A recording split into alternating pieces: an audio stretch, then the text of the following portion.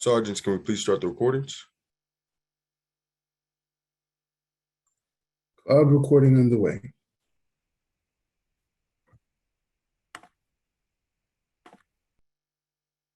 Good morning, and welcome to today's remote New York City Council hearing for the Committee on General Welfare. At this time, we ask that council members and council staff please turn on their video for verification purposes. To minimize disruptions, please place cell phones and electronic devices to vibrate or silent.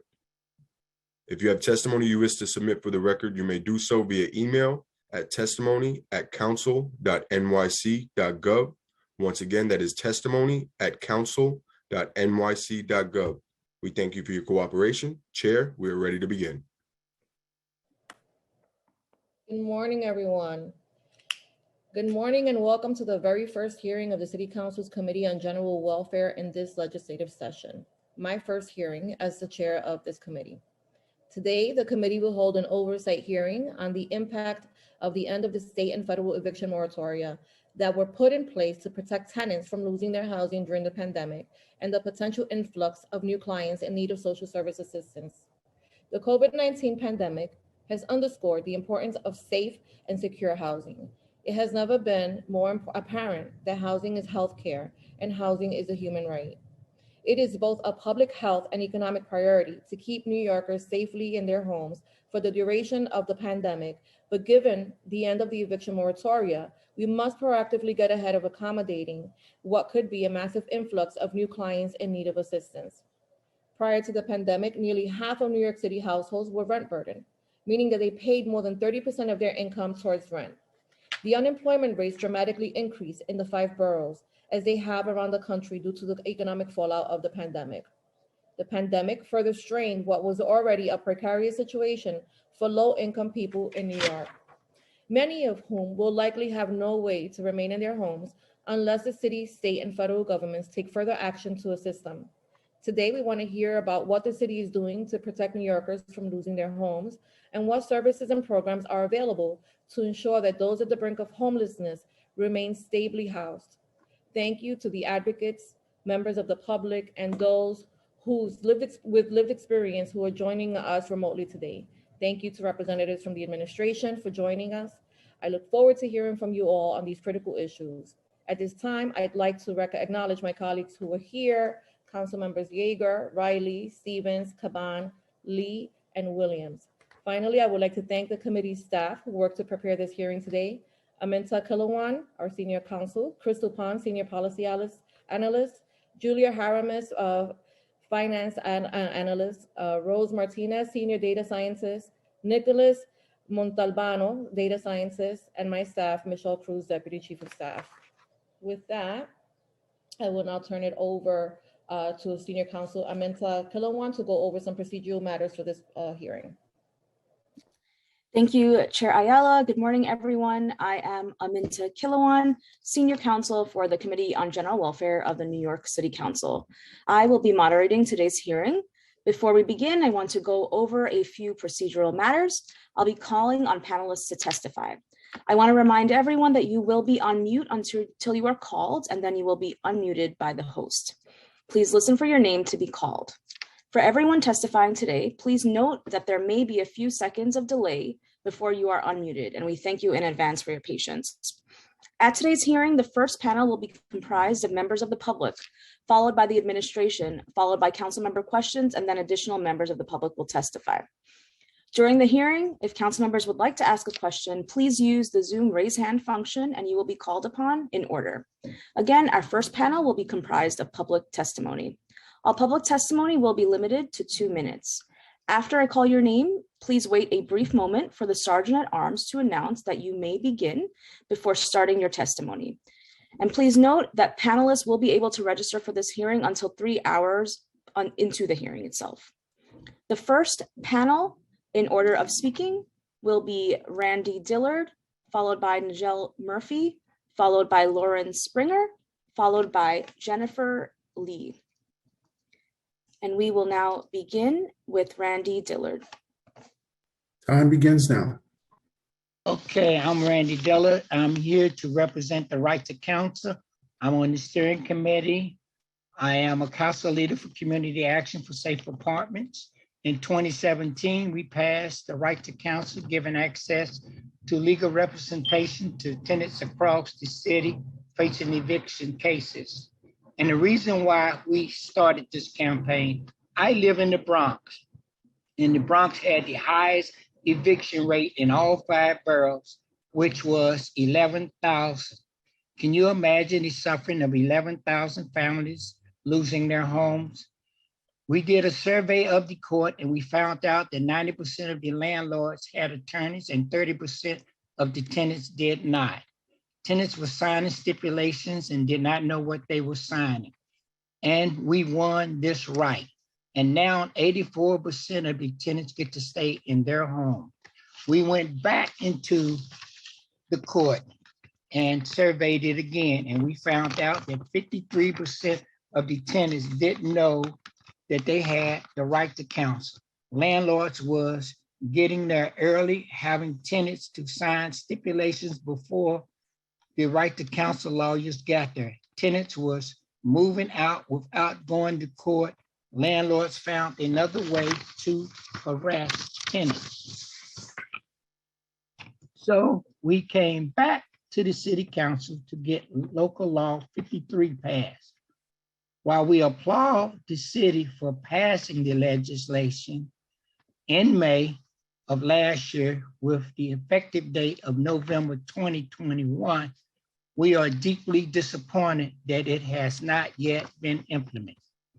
Since March 2020, more than 227,000 eviction cases has been filed throughout the state, more than the population of Rochester.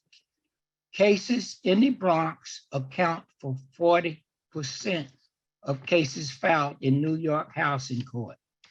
And everywhere in the city, they mostly impact women of color, Black and brown people, unpaid workers. This is a crisis. This is critical. We need implementation of the local law 53 with 1.2 million households behind on rent. Organizers need to be able to get the word out before we have a homeless problem, so tenants know that they have a lawyer. We do not know what new tactics that the landlord will be using to get tenants out of their homes, as well as the judges in the court. Thank you. Thank you for your testimony, Randy. We are now going to move to Nigel Murphy. Good morning and thank you. Good morning and thank you for the opportunity to testify today. My name is Nigel Murphy. I am a tenant leader with Flatbush Tenant Coalition, a group of tenant leaders and tenant associations in Central Brooklyn with a mission to build tenant power. We are a proud member of the Right to Counsel Coalition, Housing Justice for All and Stabilizing NYC. Thank you for accepting my testimony today on behalf of the Flatbush Tenant Coalition. Right to Counsel has shifted the power dynamic of housing court, a place that was created for tenants to get justice for repairs. Since its creation, New York City Housing Court has been weaponized by landlords and turned into an eviction mill. Right to Counsel is changing that. We know that 84% of tenants who had a right to counsel lawyer in housing court won their case and stayed in their homes. And with right to counsel, tenants have a strong foundation when we organize to protect our rights and fight for safe and decent living conditions. I testify today on behalf of Flatbush Tenant Coalition for 2 reasons. First, to urge this committee to immediately and fully implement Local Law 53. Second, to work with the courts to ensure that no case moves forward without a right to counsel attorney. 1, immediately and fully implement Local Law 53. Last May, tenants won a major victory when this city council passed Local Law 53. The law requires the city to work with community-based tenants organizing groups to spread the word and educate tenants about their right to counsel.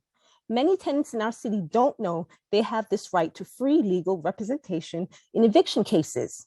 Most tenants that Flatbush Tenant Coalition speaks with, tenants who are not already one of our members, they don't know anything about right to counsel. Most have never heard of it before. In New York City, more than half of all tenants and families who are forced out of their homes or forced out informally before a judge ever orders an eviction in court. Tenants who don't know about their rights often believe they will be on their own in housing court, that there is no point in fighting and they will be evicted anyway. We know that that's not true. We know that right to counsel makes a big difference and allows people to stay in their homes, even fight for repairs. Local Law 53 would provide much needed education and outreach to tenants in our community. It was supposed to be implemented this past November 2021. It is now the end of February 2022, and this law has not been implemented. Most evictions protections ended mid-January, and more than 250,000 eviction cases are now moving forward in housing courts. Some cases are individual tenants, and most are families. That means more than 500,000 New Yorkers are on the brink of eviction. We ask that the city implement Local Law 53 immediately, like the law requires. We need you to start funding community organizing groups so tenants across our city can know about and use the right to counsel. It is more important than now, ever. 2, ensure that no case move forward without a right to counsel attorney. New York City tenants have a right to counsel in eviction cases. We are deeply concerned by reports that the courts themselves are ignoring this law and trying to speed up cases through housing court, even when a tenant has not been connected to a lawyer. We want to be clear that we expect the courts to adjourn each case until a tenant has been connected to a lawyer. We also expect that the courts and the Office of Civil Justice will ensure that lawyers don't just end up with more cases than they can handle. Tenants deserve and demand quality representation with right to counsel. We deserve lawyers who have enough time to represent us well, lawyers we can work with to stay in our homes. We need our city council to work with the courts and the Office of Civil Justice to ensure that no tenant faces eviction without legal representation, and to ensure that no tenant struggles with inadequate representation because the courts are rushing to do landlord's bidding. We deserve the demand, and the court respects our right to counsel. Thank you for the opportunity to testify. Thank you very much, Nigel, for your testimony. We will now move to Lauren Springer for testimony. Time begins.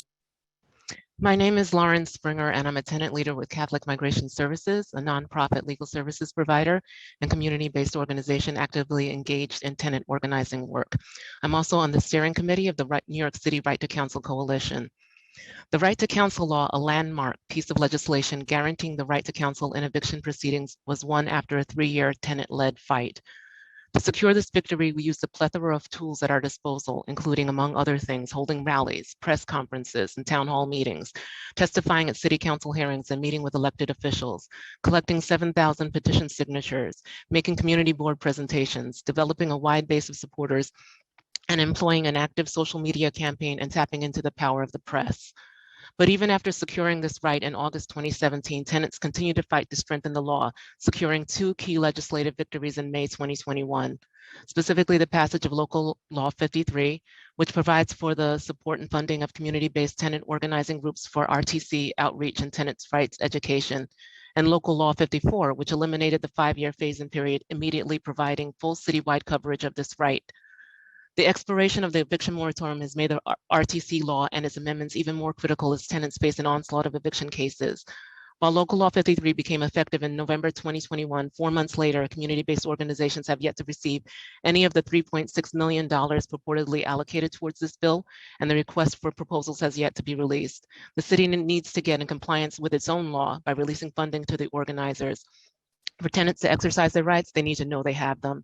Additionally, we need to slow down the housing court process by adjourning cases where tenants are unrepresented so as not to render the RTC law ineffective. Local Law 54 was passed in recognition of the needs of the times and reflected a codification of OCJ's practice instituted during the COVID pandemic. It eliminated the 5-year phase-in period, which was implemented in the first place to allow legal service providers time to hire, train, and support staff, and for the courts to establish the necessary infrastructure. Unfortunately, excuse me? Unfortunately, the legal services providers are not immune from the widespread staffing shortages facing many organizations. It's our understanding from coalition partners that Judge Jean Schneider, the New York City Housing Court citywide supervising judge, has taken the position that where providers don't have capacity to accept cases in intake parts, the court plans to move these cases forward in resolution parts without an attorney, irrespective of a tenant's eligibility for RTC. That plan is simply untenable.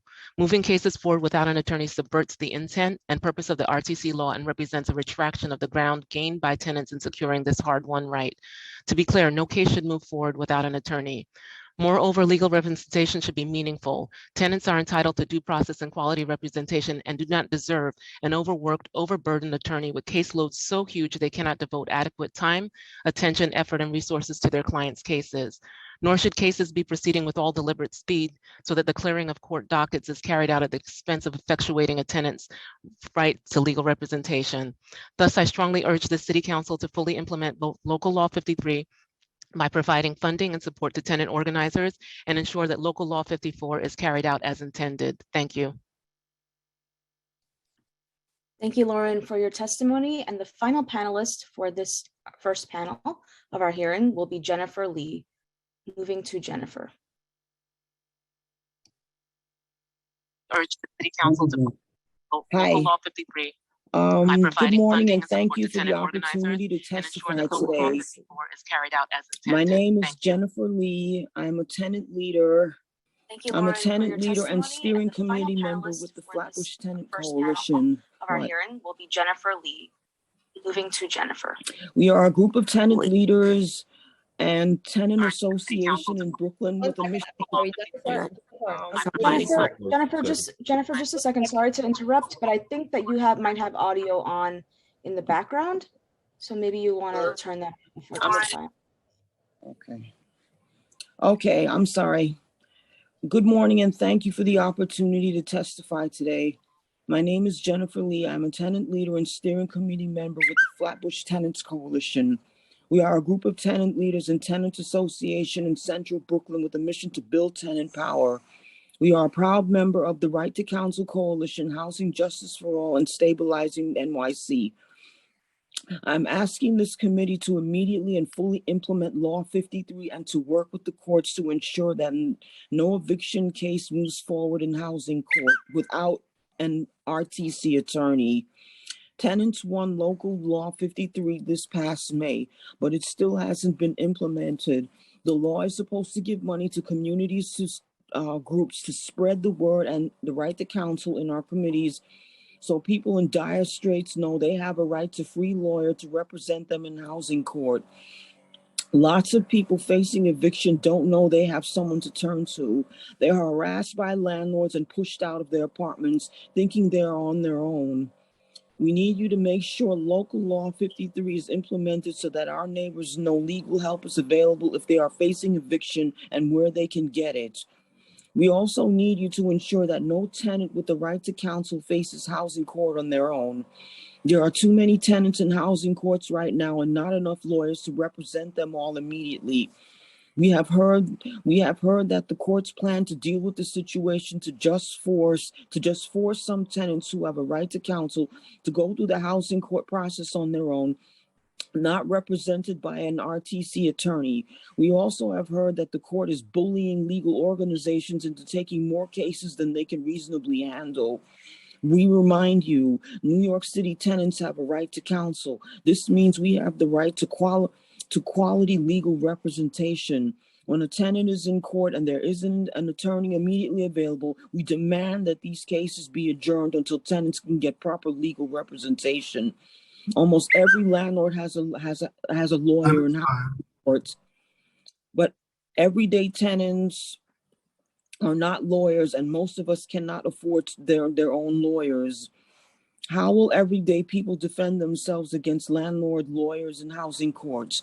We are regular people trying to stay in our homes. We have a right to free RTC attorney. That right must be respected. We ask you, our city councils, to work with courts, with the Office of Civil Justice to make sure that no tenant faces eviction without quality legal representation. Thank you for the opportunity to testify. Thank you, Jennifer. I'd like to acknowledge that we've also been joined by council members Brewer, Hudson, Ressler, and Ung.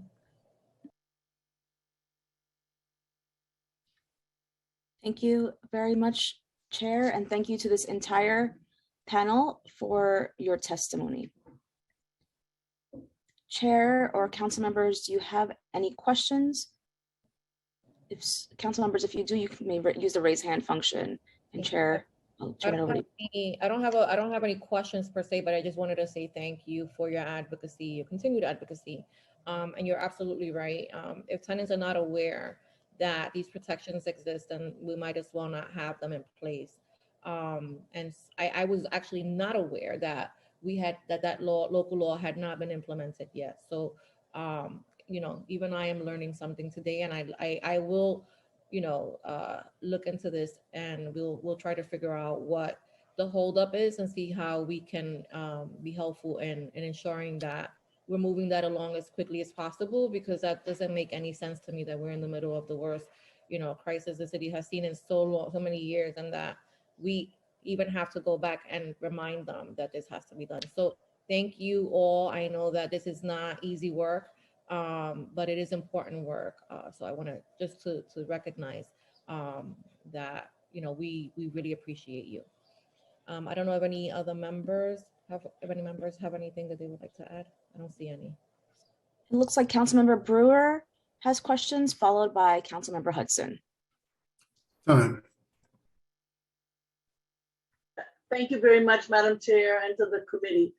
When I believe that ANHD, Association of Neighborhood Housing Developers, has a task force on housing court data.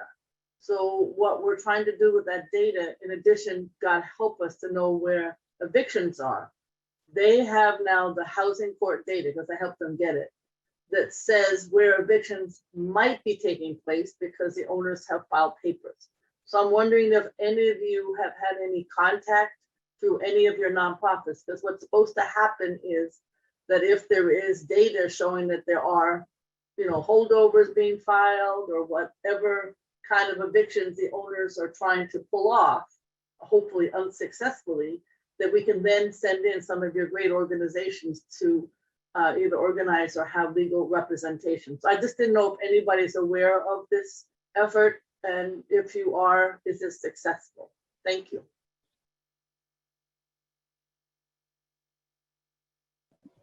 I'd like to recognize that we've also been joined by Councilmember Osei.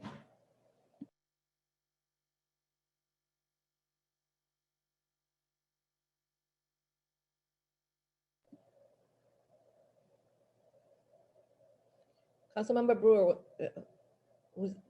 was the question answered?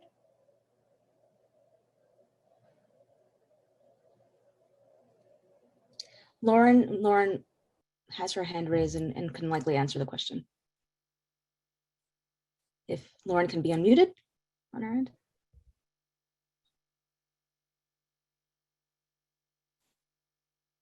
Okay, in one sense, I can't answer the question. I'm not sure. I know that the coalition utilizes data like that, but I do want to say that I think that if we can identify likely places of eviction and then send in the CBOs, I think that's excellent. We need to get ahead of the problem. We need to be proactive about it. So to any extent that we can use that data, I absolutely agree.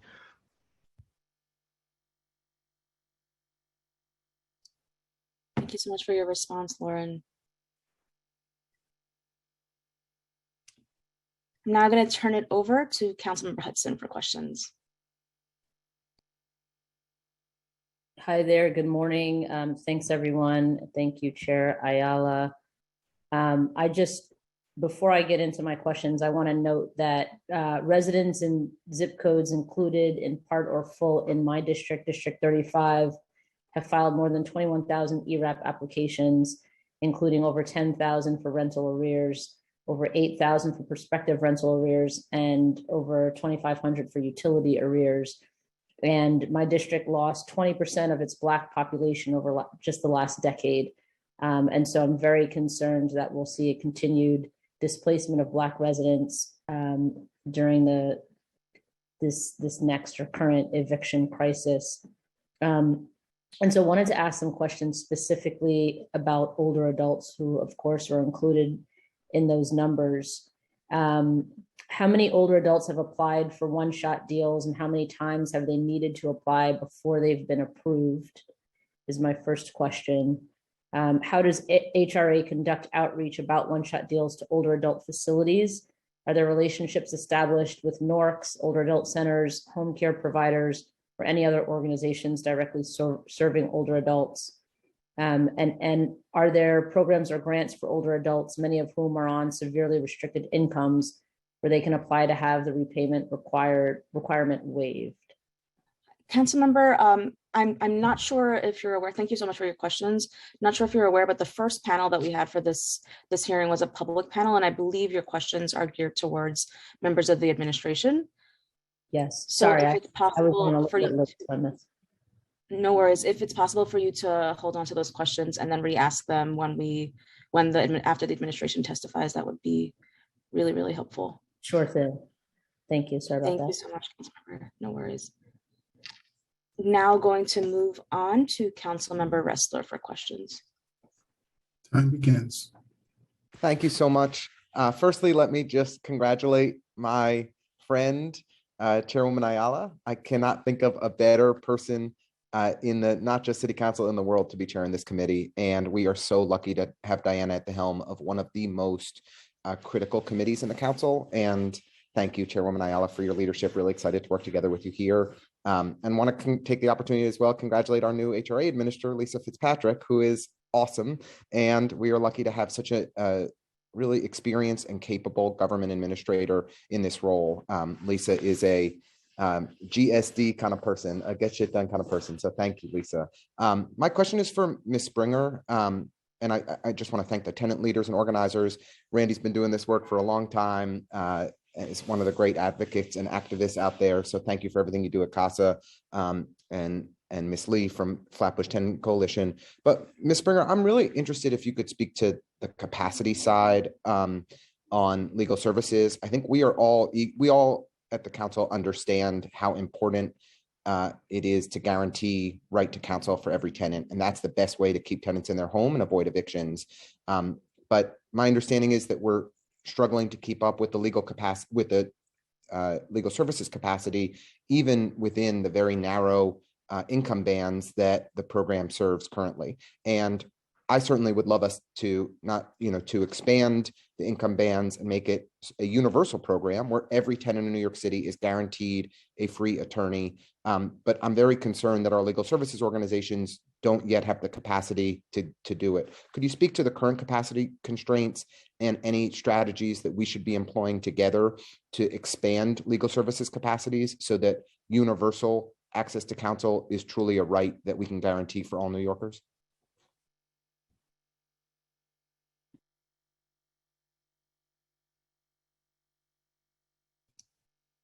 If staff can please unmute Lauren Springer.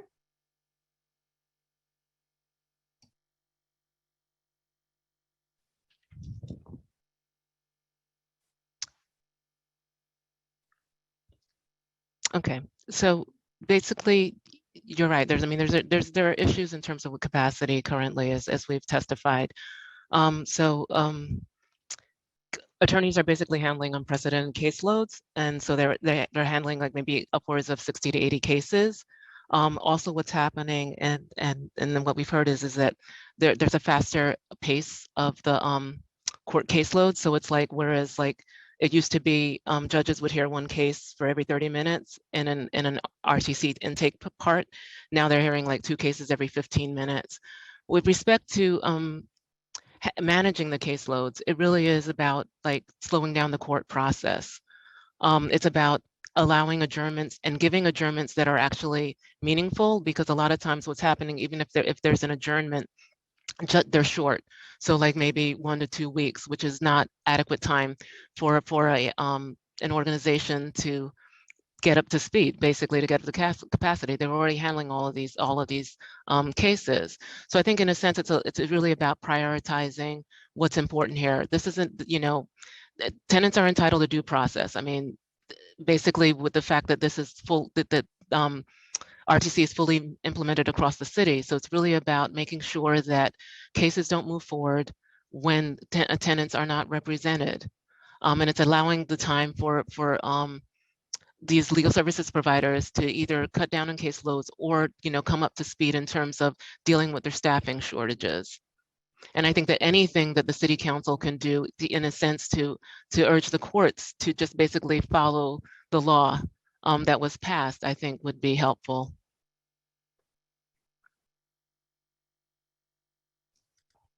Thank you so much, Lauren, for your response, and thank you, Councilmember Ressler, for your question. Seeing no other councilmember hands raised for questions for this panel, Chair, are we ready to move on to? We are. Okay. So I am now going to call on members of the administration to testify. HRA Administrator Lisa Fitzpatrick, OCJ Coordinator Rainice Medley, and for questions and answers, Deputy Commissioner Aaron Drinkwater. I am first going to read the oath, and after I will call on each panelist here from the administration individually to respond. Do you affirm to tell the truth, the whole truth, and nothing but the truth before this committee, and to respond honestly to council member questions? HRA Administrator Lisa Fitzpatrick. I do. Thank you.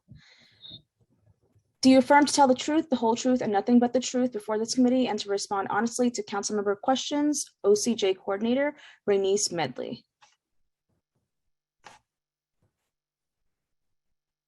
I do. And finally, do you affirm to tell the truth, the whole truth, and nothing but the truth before this committee, and to respond honestly to council member questions? Deputy Commissioner Aaron Drinkwater. I do. Thank you all. HRA Administrator Fitzpatrick, you may begin when ready. Thank you. Good morning. I want to thank the General Welfare Committee and Chair Ayala for holding today's hearing and for the opportunity to testify and offer my congratulations to the chair on her appointments. My name is Lisa Fitzpatrick, and I am the administrator of the New York City Human Resources Administration, HRA. Let me take a moment to say I would look forward to working with you in my new capacity as administrator. I've spent the last 30 years working for HRA, and I am honored to now serve as administrator. I am joined today by Rainice Medley, the Civil Justice Coordinator at the New York City Department of Social Services, Office of Civil Justice, as well as Aaron Drinkwater, Deputy Commissioner of Intergovernmental and Legislative Affairs at DSS. The New York City Department of Social Services Human Resources Administration is the nation's largest social services agency. Each year, we assist more than 3 million New Yorkers through the administration of 14 public assistance programs. Every day in all 5 boroughs, HRA provides essential programs and supports to low-income New Yorkers. In administering these programs, HRA is at the forefront of this administration's efforts to combat poverty and address homelessness. As part of DSS, the Office of Civil Justice launches, manages, and monitors the city's civil legal services programs for low-income and other vulnerable New Yorkers in need. OCJ is currently working with nearly 70 nonprofit legal service organizations to ensure thousands of New Yorkers in need across the 5 boroughs have access to legal services in legal matters involving housing, immigration, and the workplace. We appreciate the opportunity to speak today on the work that DSS HRA and our partners in and out of government are doing to help vulnerable New Yorkers stay in their homes. The COVID-19 pandemic has brought on an unprecedented environment for many New Yorkers, and this climate further increased housing instability, instability for many of our clients and tenants across the 5 boroughs. Today, we will be updating the committee on the work that DSS HRA along with our legal service and nonprofit partners, have done to prevent evictions throughout this pandemic. DSS HRA's eviction prevention work. The pandemic brought on many challenges for New Yorkers and government alike, and we were fortunate to have built a strong foundation via housing-focused services and supports over the years to help tenants during this time of crisis. DSS HRA has developed a multi-pronged approach to support at-risk tenants via programs providing legal services, rental support, homelessness prevention assistance, and other supports.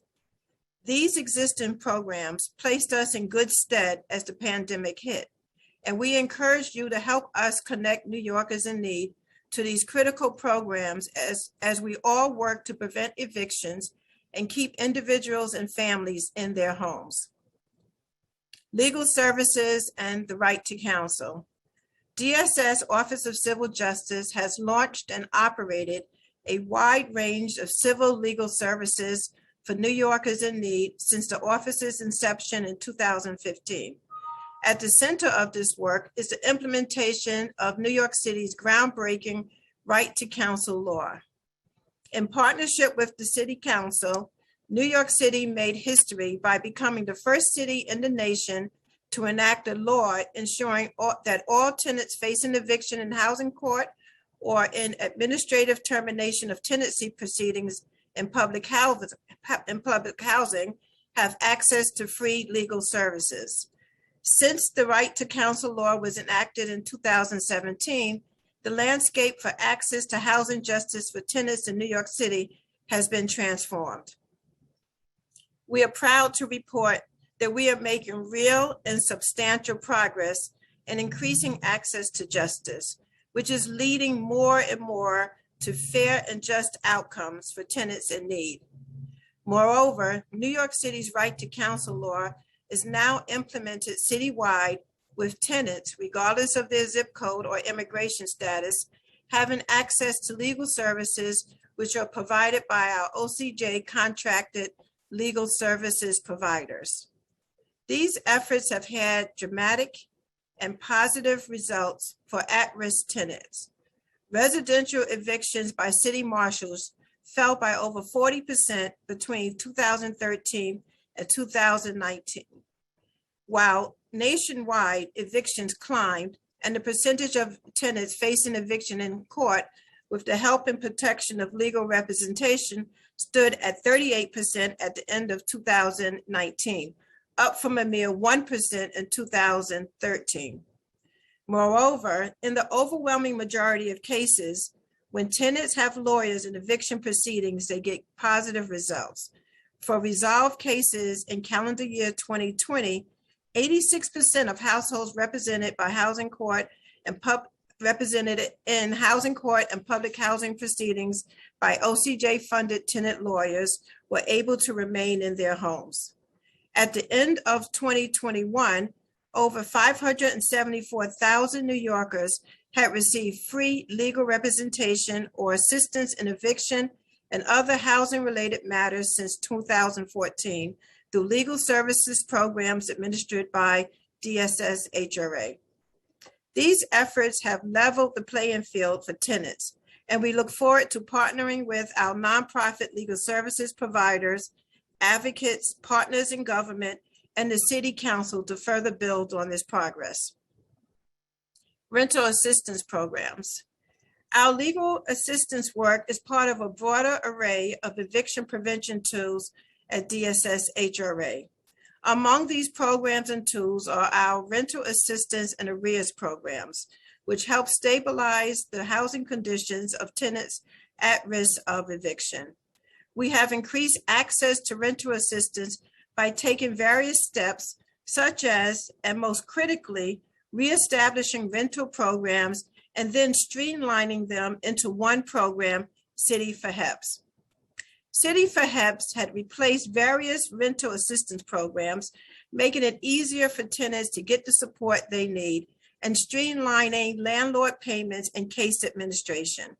Moreover, in October, we raised the value of the City for HEPS rental assistance program to the federal Section 8 fair market rent FMR levels and change renewal eligibility from 250% of the federal poverty level to 80% of the area median income, AMI.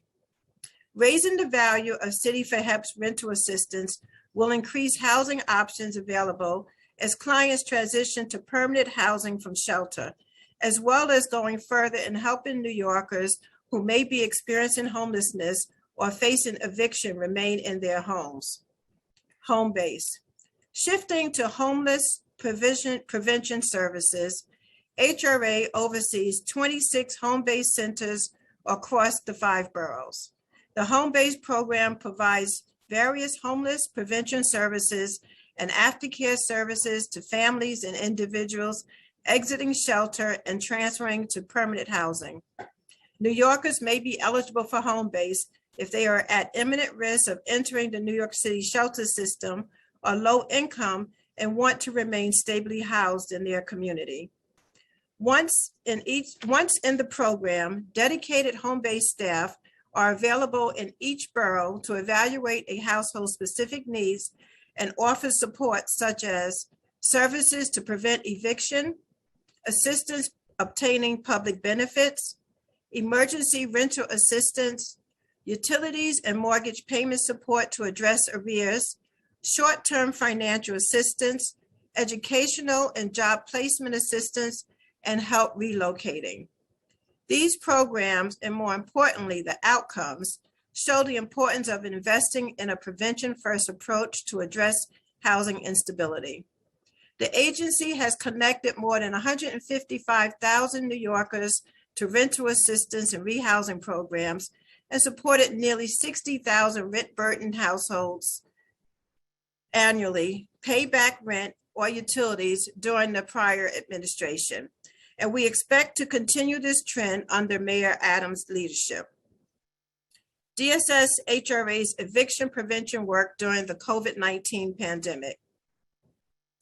Now we would like to shift to updating the committee on our work in response to the COVID-19 pandemic. While we continue to build on the progress of the housing support programs mentioned today, we understand that the pandemic has brought on a new and challenging environment, particularly as it impacts vulnerable tenants. Given the public health emergency and the importance of stable housing, the city strongly advocated for eviction moratoriums in both the legislature and the courts. Several housing eviction moratoriums and extensions were implemented at the federal and state level with the goal of giving tenants the reprieve they needed to remain in their homes and recover from the financial downturn. As you know, the New York State eviction moratorium came to a close on January 15th of this year. In response, the city launched a campaign to inform tenants about their rights and connect them to critical resources. Our campaign focuses on 3 key messages. 1, illegal lockouts. It is illegal for someone to pressure or force a tenant to leave their home. Tenants have the right to stay in their home unless they have received an eviction order signed by a judge and delivered by a marshal or sheriff. Moreover, a landlord cannot evict tenants verbally or through letters or notices, and tenants have the right to heat, hot water, and electricity. And it is illegal for someone to shut off utilities to try to remove tenants from their homes. 2, right to counsel. Under the New York City's right to counsel law, DSS's Office of Civil Justice provides tenants facing eviction in housing court or NYCHR administrative proceedings access to free legal representation and legal advice. Right to counsel legal services are free, available in every zip code, and available regardless of immigration status. Tenants can call 311 and ask for right to counsel to speak to a housing specialist who can connect them to free legal services. 3, ERAP. We are urging all New Yorkers in need of rent relief to apply for the Emergency Rental Assistance Program, ERAP. through the New York State Office of Temporary and Disability Assistance, OTDA, as a pending application will provide temporary protection from eviction. Focusing on legal assistance, we transformed the way this critical support was provided to tenants to meet the new pandemic environment. We work with our legal services partners, Housing Court Answers, the Mayor's Public Engagement Unit, PEU, and the Mayor's Office to Protect Tenants, MOPT, to quickly stand up a housing legal hotline to provide access to live legal advice by telephone provided by our tenant legal service partners. Legal advice services are free and are available to all New York City residential renters with housing questions or issues, regardless of income, zip code, or immigration status.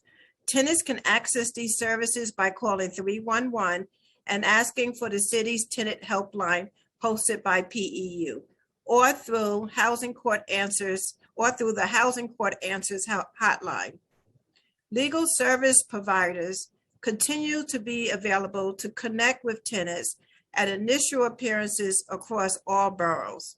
OCJ continues to work with the Housing Court, supporting a case referral protocol, ensuring that unrepresented tenants are connected with legal counsel.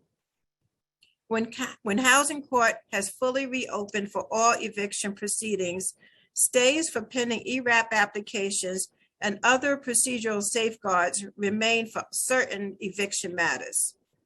At just 1 month past the end of the moratorium, it is still too soon to say how the housing legal system, case scheduling system, and court operations will be impacted.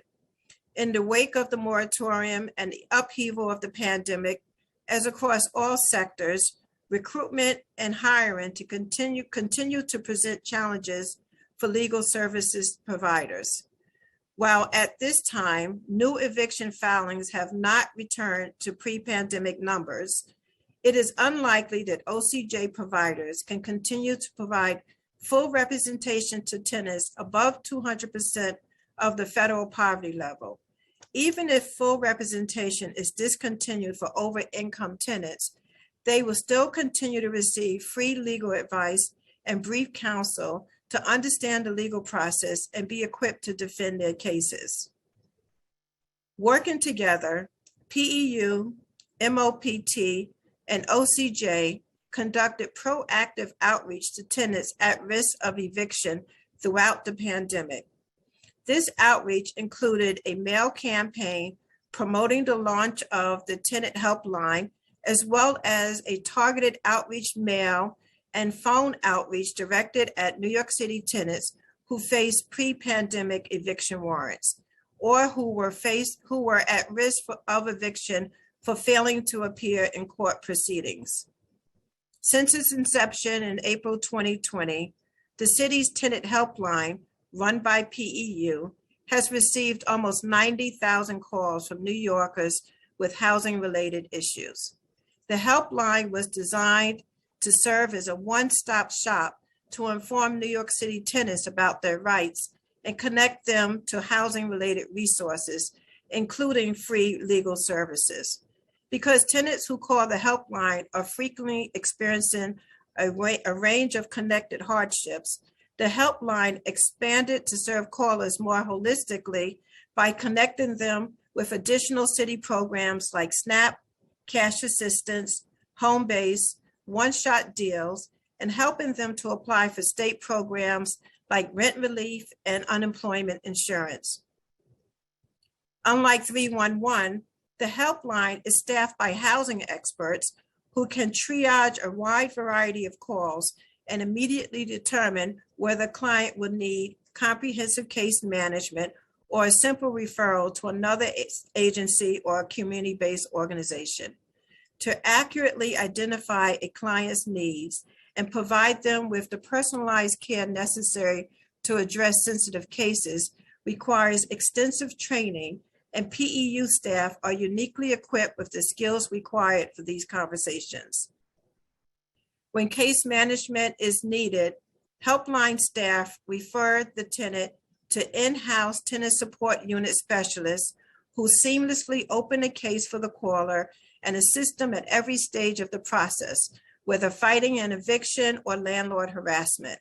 When making a referral, PEU specialists consistently follow up with all parties to ensure the referral has been successful and support the caller if they encounter a roadblock in the process.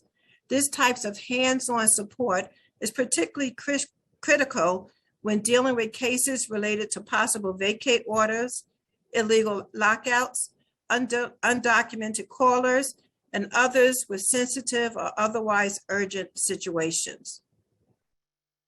In addition to receiving incoming calls, PEU is conducting aggressive, proactive outreach to tenants in housing court. PEU's campaign includes peer-to-peer texting, individualized telephone calls, and a citywide media campaign. The team has already conducted outreach to over 40,000 tenants with cases currently in housing court to connect them to resources and legal support. They are also reaching out to tenants who have not appeared for their court date based on weekly data from OCJ and emphasizing the importance of appearance and offering referrals to legal service providers. Since the beginning of the pandemic, MOPT has worked to make sure city agency efforts are coordinated, streamlining and enhancing our enforcement and strategic initiatives while conducting outreach to support tenants. We have created and helped to create an ecosystem of resources for tenants to access information about their rights and communicate with the city. As mentioned before, in 2020, and in close partnership with PEU and OCJ, we established the city's tenant helpline to make sure all New York City residential tenants, regardless of their income, immigration status, or where they live in the city, could connect with a PEU specialist, and if needed, a nonprofit legal services provider to get the help they need. Also in 2020, we launched the city's tenant resource portal, another one-stop shop for tenants to learn about eviction proceedings and what to do when facing an eviction, and if needed, connect with a PEU specialist from the tenant helpline. In 2021, we launched a pilot version of the Tenant Text in partnership with JustFix.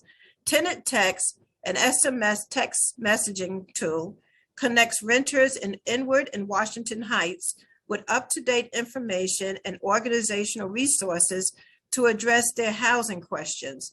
It is our intention to expand this resource citywide in late 2022. We continually update our MOPT COVID-19 fact sheet that includes federal, state, and local guidance regarding COVID-19 that covers many aspects of renting in New York City, including how to access rental assistance programs and how to get help when facing harassment and eviction. We have conducted and continue to conduct citywide and targeted outreach to tenants.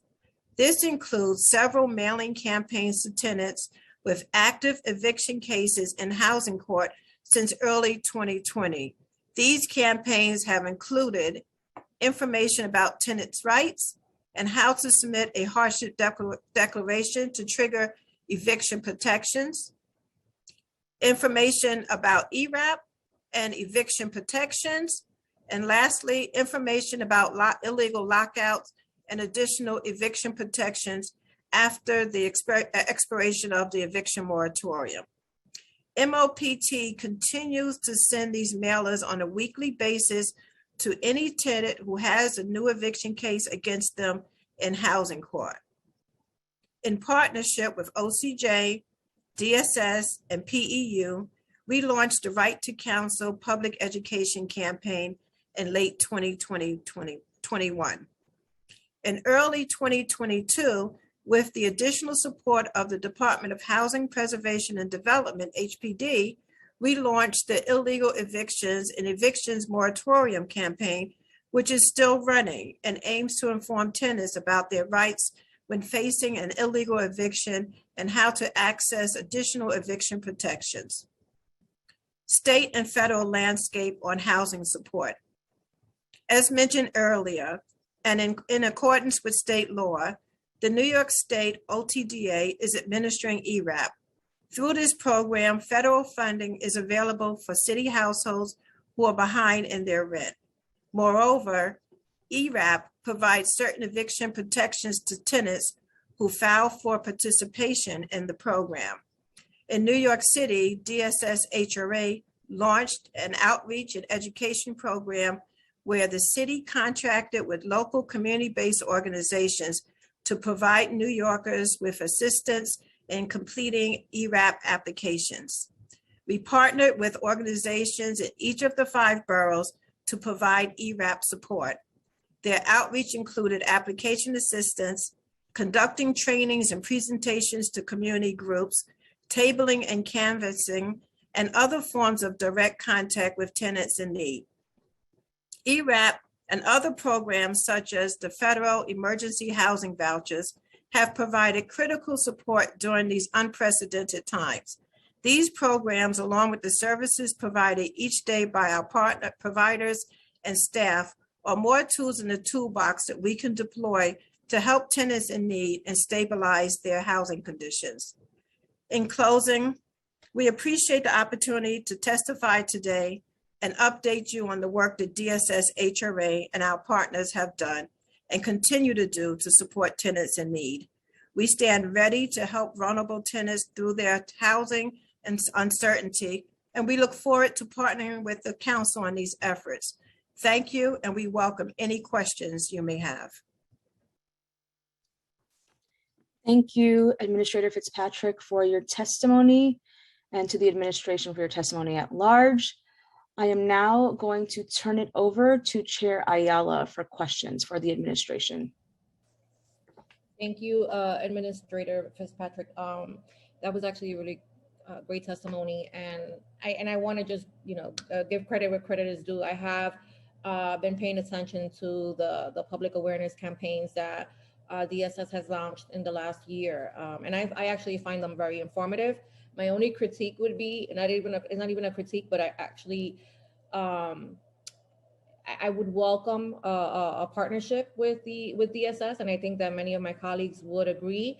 If it will be possible to get that information into our local offices, where we have constituents coming in and out, where we can share, that would be really helpful. I think it would help, amplify that these resources exist out there, because I think, that's usually challenging, especially when we rely so heavily nowadays on, YouTube and, the internet, and assume that, most people use the trains. And so I get that we're trying to be in all places at all times. But there are, places where we know for sure that people will come, and that is to our councilmatic offices. And so we are happy to help spread the word. With that, and having said that, I wanted to ask, what is DSS doing to coordinate with the state partners? Have there been any meetings or ongoing conversations since the end of the eviction moratoria?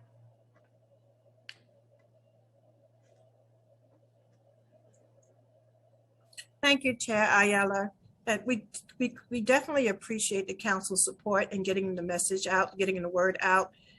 As the testimony disclosed, there's a lot of great work that's happening. And although we do as much as possible to get it out, we need partnership with the council to make sure the message gets out even further. I want to defer to my colleague, Erin Drinkwater, about the partnership.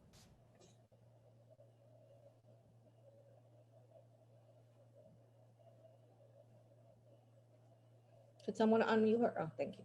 Oh, you are muted again, Erin. There you go. Oh. There we go. Thank you, Chair. In terms of partnership, what I will say about getting materials to the council, we will follow up afterwards.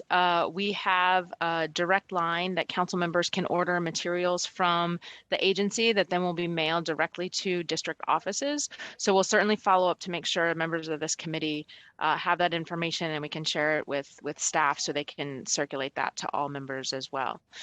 In terms of the discussions with other groups, I'm going to pass it over to Renee Smedley to talk about those discussions. Thank you. Good morning, Chairwoman and colleague, all of the council members that are here. Thank you.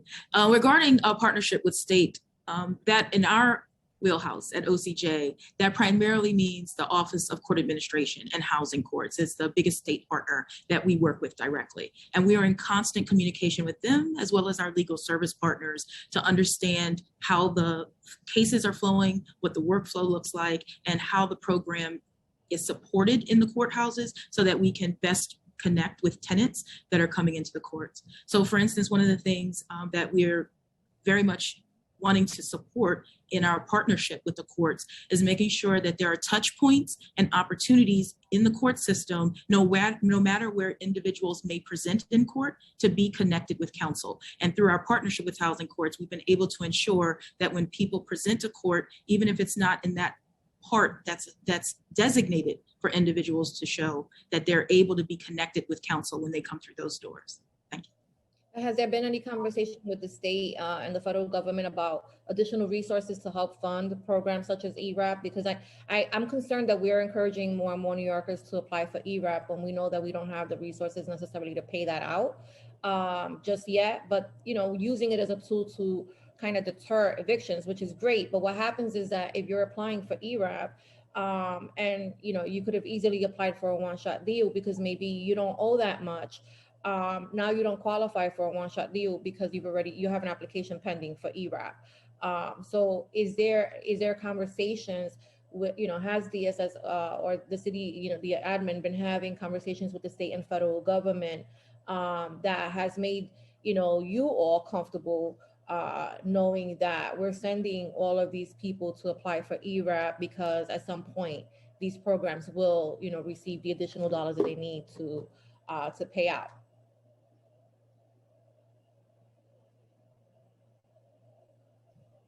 Thank you. I'll defer to my colleagues. I will say that with regard to the ERAP, I noticed that you mentioned, Councilmember Ayala, that individuals are not able to apply to one-shot deals because of the ERAP application pending. And I know my colleagues here can speak more to that. That has changed, I know, with the second round of the ERAP portal opening, but I'll defer to Administrator Fitzpatrick or Aaron to be able to expound further. Thank you, Renee. That's actually accurate. Once the portal reopened for applications, ERAP no longer became an available resource. So yes, we strongly encourage every household to apply for it in order to get the eviction prevention that it offers, but we don't hold the one-shot deal decision waiting for ERAP determination. There have been conversations with the state to try to get additional funding for the program, but as we all know, the state is working through the federal government to try to get additional funding. So in the interim, we continue to encourage people to apply for it, if for no other reason but to get the eviction protections.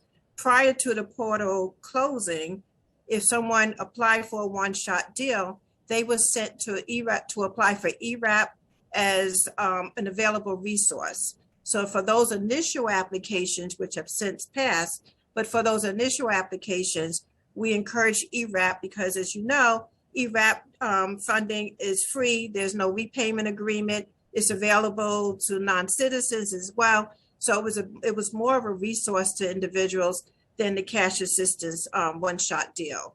But since the portal has reopened, that's no longer the case. The state put out guidance saying that it's not considered an available resource. So we don't defer applications anymore in order for clients to apply. We want to encourage them to, because that provides the eviction protections, but we don't require it as a condition of eligibility for one-shot deals. Yeah. No, I get that. When did that change occur? Was that recent? It was when the portal reopened, yes. Can you remind me how long ago that was?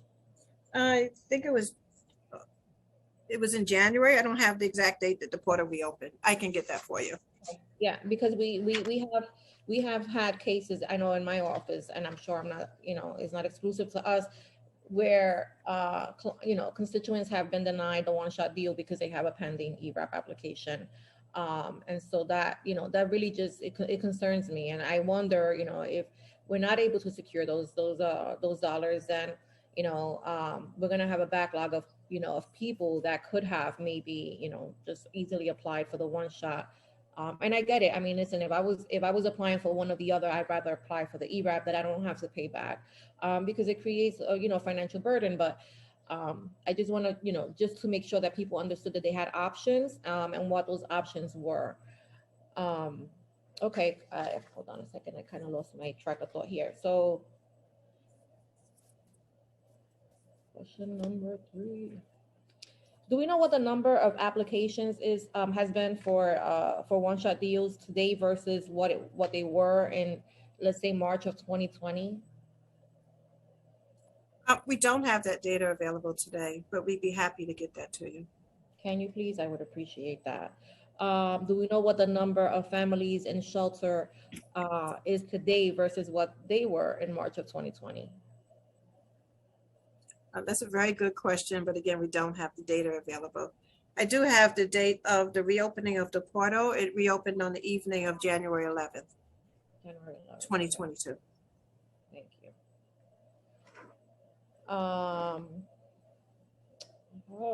Okay. And regarding the FEPS application, the FEPS vouchers, so the value increased.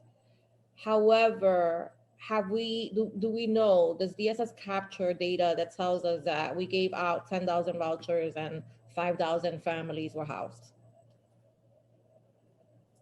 I'm sorry, council member. I'm referring to the FEPS vouchers. The FEPS or the city FEPS? City FEPS.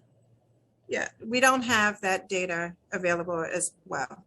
Okay. But I think it's something we might be able to. I want my colleagues to understand that, obviously it's a new administration, and so they may not have all of the information for us at today's hearing, but they will, it's important to, to be on record, and they will forward the information to us. So if, I just want to clarify, because I know people get angsty when we're not getting the information that we're requesting, but these are important questions either way. I'm going to, let me see, I had another question on can you tell us how DSS is working with those who are undocumented and at risk of eviction? Sorry, Chair Ayala, are you referring to people coming in to apply for one-shots or as an outreach effort? No, as an outreach effort. How are we connecting with undocumented families? Okay. Sure. Thank you, Chairwoman. For our public education campaigns, which include the Right to Counsel campaign and the evictions moratorium and illegal lockouts campaign that we heard about that have been administered or largely pushed out through the Mayor's Office to Protect Tenants and the Mayor's Public Engagement Unit. The Mayor's Office to Protect Tenants work with the Mayor's Office of Immigrant Affairs, or MOIA, to ensure that the full campaign was translated into 11 languages that are mandated under local law, and that the community-based organizations, particularly those serving immigrant communities, had access to these resources. The translations were distributed to citywide, targeted neighborhoods, and that, as you had mentioned, Chairwoman, went out through paid social, digital ads, and print media. For the mailer campaigns, where language targeting can be difficult, Mayor's Office to Protect Tenants provided additional information included in the mailers to make sure tenants can still access their information in their preferred languages. So that's one of the ways to be sure through connecting with MOIA that we're able to reach out to those neighborhood organizations that connect with those community-based organizations to better meet that population where they are. Absolutely, well, great, thank you. Now, we've received reports that HRA job centers have become understaffed. How many HRA job centers are currently open per borough? And of those that are currently open, how many are fully staffed? Thank you for that question, Chair Ayala. All of the job centers, all of our borough-based job centers are now open with the exception of one location. And that one location was undergoing renovation, construction during the pandemic. and it hasn't been safe to reopen it to clients. We have workers there, but because of social distancing, we're not able to have clients enter in that building, and that's the St. Nicholas Center. So all of the centers that were open prior to the pandemic are now officially reopened and to the public. And are they fully staffed? The staffing, the centers are staffed. One of the things that I'd like to highlight and actually thank the staff, during the pandemic, we had a lot of staff who worked with us from other areas to help us to meet the surge of applications. And so we had the normal job center staff as well as volunteers from other part of the organization that helped us to interview clients and do whatever was necessary in order to process applications. So the staffing of the centers is not as much a concern, making sure that we have all the resources that we need and able to be able to process applications. That's more important, because today we still do not see the same volume of traffic in our job centers as we saw prior to the pandemic. Clients have adapted to using Access HRA as a means of submitting applications, and they're having telephone interviews. So there's really no reason for them to go into a center unless they need that special touch, additional support in order to process the application. So we have workers who are available to help with the interviews, and they've been doing it throughout the pandemic. They still continue to do it today. So there isn't really a concern at this point about whether or not centers are fully staffed up. We just want to make sure that we have all the available support that we need in order to process applications as they come in. So I'm a little bit confused. If we don't have this, if we don't have the number of workers that are needed to do to complete applications to help with the processes, then how are we? We do. Okay. We do have, and so that's what I'm saying. With the redeployed staff, with the people volunteering to assist the regular job center staff, we have enough staff available to help us with the interviewing and the processing needed in order to stay ahead of our application activity. So at this point, it's not a matter of whether or not the centers themselves are staffed up, it's whether or not there's sufficient staffing to be able to handle both the application and the recertification volume. And with the assistance of all of the redeployed workers who've been out there since March of 2020, helping us to get this work done, and we've been able to do that. Are you comfortable that you have enough staff to meet the needs of an increase of applications should ERAP not be funded? Well, throughout my career at the agency, we've had various emergencies that came up from September 11th to various hurricanes and tropical storms. And wherever there was a need, HRA staff came together and they helped to meet that need. So I am not concerned about not having sufficient staff. We've shown throughout the pandemic that we can pull together our resources to make sure that we can get this work done despite having people on the ground in the job centers. We were able to get this work done through telephone interviews and having volunteers throughout the agency help us. So the workers did not necessarily have to work in a job center in order to be able to provide that additional level of support. Understood. Now, you mentioned that the number of the foot traffic has decreased at the different sites. Do you know what percentage that decreased? You know, I mean, is it like below 50%? I don't have that data here today, and I don't want to speculate, but we have definitely seen a decrease in traffic. As more applications moved online, there was less need for clients to actually come into a job center to submit an application.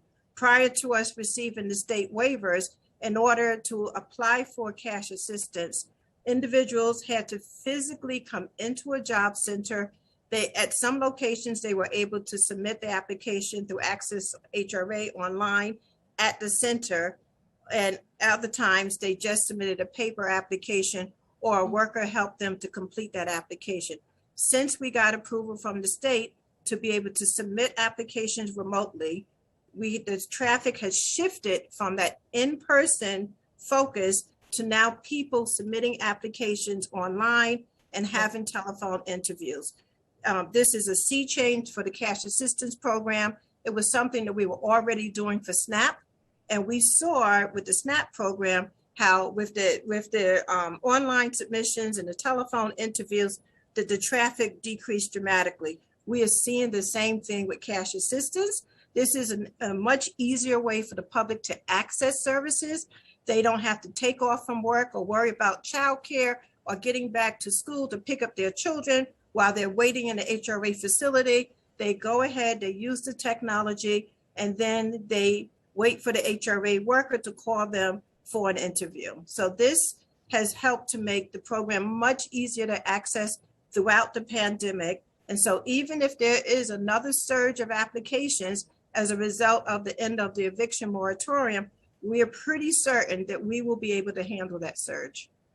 Yeah.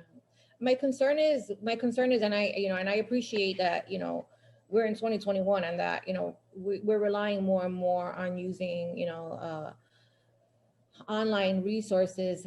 However, while DSS has maybe seen a reduction, offices like mine, we're here to do that work, have seen an increase in the number of people that are coming into the office to have the applications completed through one of the workers here, because they don't have access to the computer, they don't feel secure enough, right? They're a little bit nervous about maybe not completing it correctly, not having emails, oftentimes, and I don't know if this is the case for DSS, but it's been my experience that in accessing resources via online services, that a individual oftentimes needs to have an email address. A lot of my older adults don't have email addresses, so it becomes a little bit difficult. So I just want to make sure that we're all kind of aware, paying attention to the unintended consequences, right? That while we are seeing a reduction of foot people coming into the sites physically,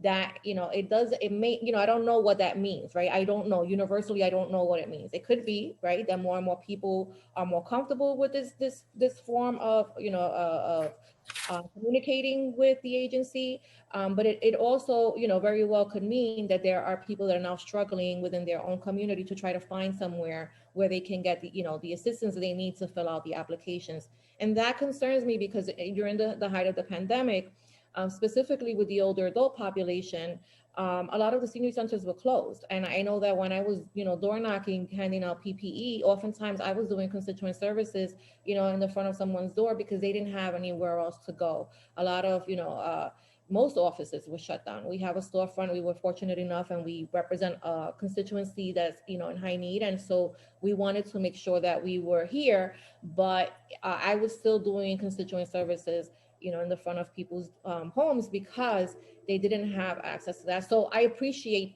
this form of communication and our ability to use technology in this way, because I think that, it's also how it can be very helpful, right? If I don't have to leave my home and stand online and, that there are so many benefits to it, but I also want us to be aware and realistic about the fact that there are still a lot of New Yorkers that don't have access to technology, that are not tech savvy enough to really access it in the way that we think that they are. And so what they're doing is then struggling within their own communities to find someone that will do that for them. I definitely appreciate your concerns. And one thing that we want to constantly reinforce is that, the way we're trying to convert our centers to do business is a more humane approach, and is actually in line with the banking industry, right? Like there aren't very many of us that will go to a bank to handle our financial transactions. The banks are still available. There are still tellers that are available to provide that additional level of support. So it's the same with our job centers. If we can shift the vast majority of people who don't necessarily need that extra hand-holding, if we can shift those people to the Access HRA technology, then that frees up staff at those locations to pay more attention to the people who need that extra hand-holding. So the sites are open, and they're primarily open for those people who need that additional support. Time and time again, throughout my career, I would go into a job center and I'd have somebody who was more savvy say, I don't need to stand in this line to return a document to a worker. I don't want to wait to speak to a worker to be able to submit an application. So the technology really addresses that vast majority of the people that are savvy enough to use the technology to return documents, to get access to applications, while freeing up the services, freeing up our banks, freeing up our job centers for people who need that extra level of support.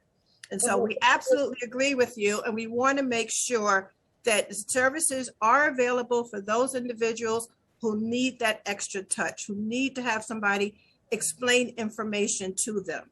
And we've had a number of community-based organizations as well in partnership will, help clients be able to submit applications. Even at our home-based sites, we had HRA workers outstationed at home-based sites to be able to help people when they come in for those services to also initiate the cash assistance application as needed.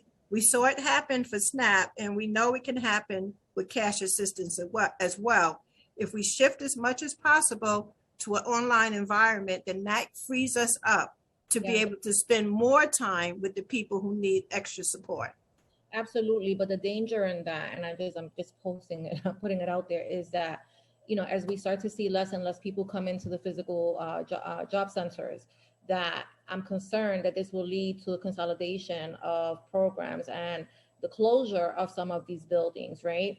And that it would then, result in individuals in need having to travel a lot further to get access to those services that they need. And I'll tell you that there's a food, I think it's food stamp program on 16th Street, and Union Square. And I have been working in this office roughly 15 years. And I cannot tell you the number of people that come here accidentally looking for that space. And then when I tell them that it wasn't 116th, that it was 16th Street, they're like, oh my God, I only had enough money to get there and back. Right.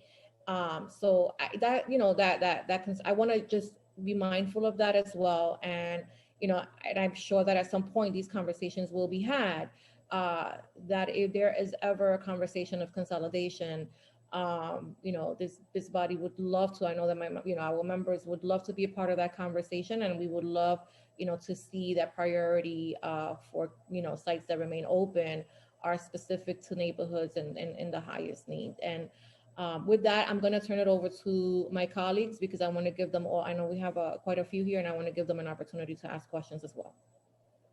Thank you. So at this point, if council members do have questions, you can please use the Zoom raise hand function. And then just a note that we're going to be limiting council member questions and answers to 5 minutes. And the Sergeant at Arms is going to keep the timer and let you know when your time is up. Council member Hudson, over to you. Time begins. Okay, round two. Apologies again for my earlier error. So I want to just note again that, and just for the record, that residents of zip codes included in part or in full of my district, District 35, have filed more than 21,000 ERAP applications, including over 10,500 for rental arrears, 8,400 for prospective rental arrears, and over 2,500 for utility arrears. And our district lost 20% of its Black population over the last decade. And so I'm very concerned about further displacement of Black residents during what might be another eviction crisis. And so as part of those folks, as part of the population I mentioned, it includes older adults. And so I have a few questions specifically pertaining to older adults. The first one is, how many older adults have applied for one-shot deals, and how many times have they needed to apply before they've been approved? How does HRA conduct outreach about one-shot deals to older adult facilities? Are there relationships established with NORCs older adult centers, home care providers, or any other organizations directly serving older adults? And are there programs or grants for older adults, many of whom are on severely restricted incomes, where they can apply to have the repayment requirement waived, specifically for the one-shot deal? Thank you.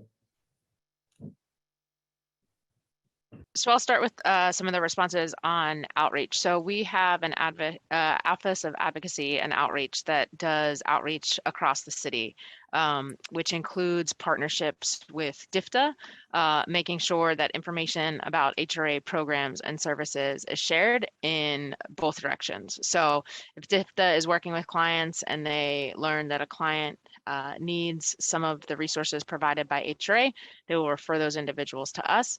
And we work also to provide information to DFTA about our programs. We also have with DFTA, the MAP outreach teams. HRA also has outreach teams. So again, making sure that we're communicating to those programs through DFTA. I would have to get back to you on the exact partnerships with any NORCs. If we're not partnering with them, it's a great suggestion to make sure that our flyers and materials are provided in different centers for older adults. In regards to the data questions and the breakdown, we can get back to you on overall cash assistance applications, but the subset of one-shot data is difficult, both in part because of the way that the state stores the data and New York City stores the data. So it's a subset of the cash assistance caseload. I will make a mention of a local law that was passed at the end of last session that will require HRA to submit a report beginning on January 30th that does include information about utilization of emergency assistance grants for the previous quarter. So I would just say to look out for that report. It will provide some additional information to members of the committee.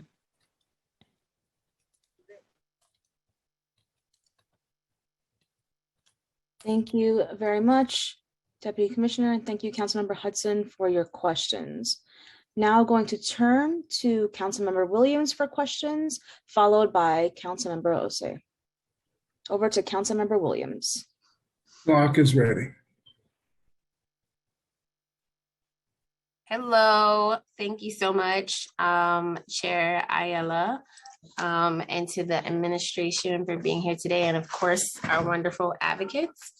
I know Chair Ayala asked a lot of questions about the outreach, and so definitely wanted to second and triple that effort and wanting to be supportive. And the question that I have is a little bit nuanced.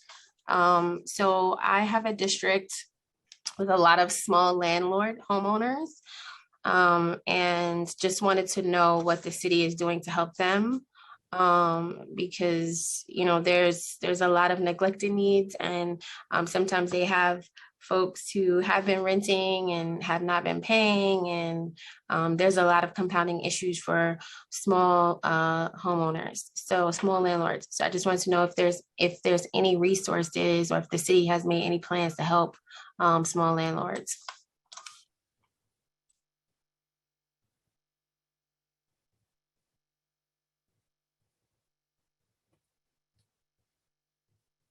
Thank you for that question, Council Member. Of course, at the Office of Civil Justice, we focus on the tenants, but you're absolutely right in terms of thinking about the small landlords as well. Our city partners, particularly I think to the HPD that focuses and connects with landlords. But I will say that there are also resources that we discuss, such as the Housing Court Answers Helpline, which is a hotline that is run by a nonprofit in partnership with the Office of Court Administration. They provide information and support about the housing court process and systems, as you've discussed. And that hotline is available to landlords so that they can call and get information just as it's available to tenants. The number is 212-962-4795. And of course, we'll follow with you and any other members that would like to get this information so that it can be available to your constituents. Thank you, Councilmember Williams, for your question, and to OCJ Coordinator for your response. Going to turn now to Councilmember Osei, followed by Councilmember Lee, followed by Councilmember Stevens. Over to Councilmember Osei. Hi, good morning, everyone, and good morning, Chair. Thank you so much to the administration for answering many of our questions and for that wonderful testimony. A question that I do have, and it's a quick one, but it's something that I've heard from multiple constituents here in the 36th district. What are some of the reasons that ERAPs are denied?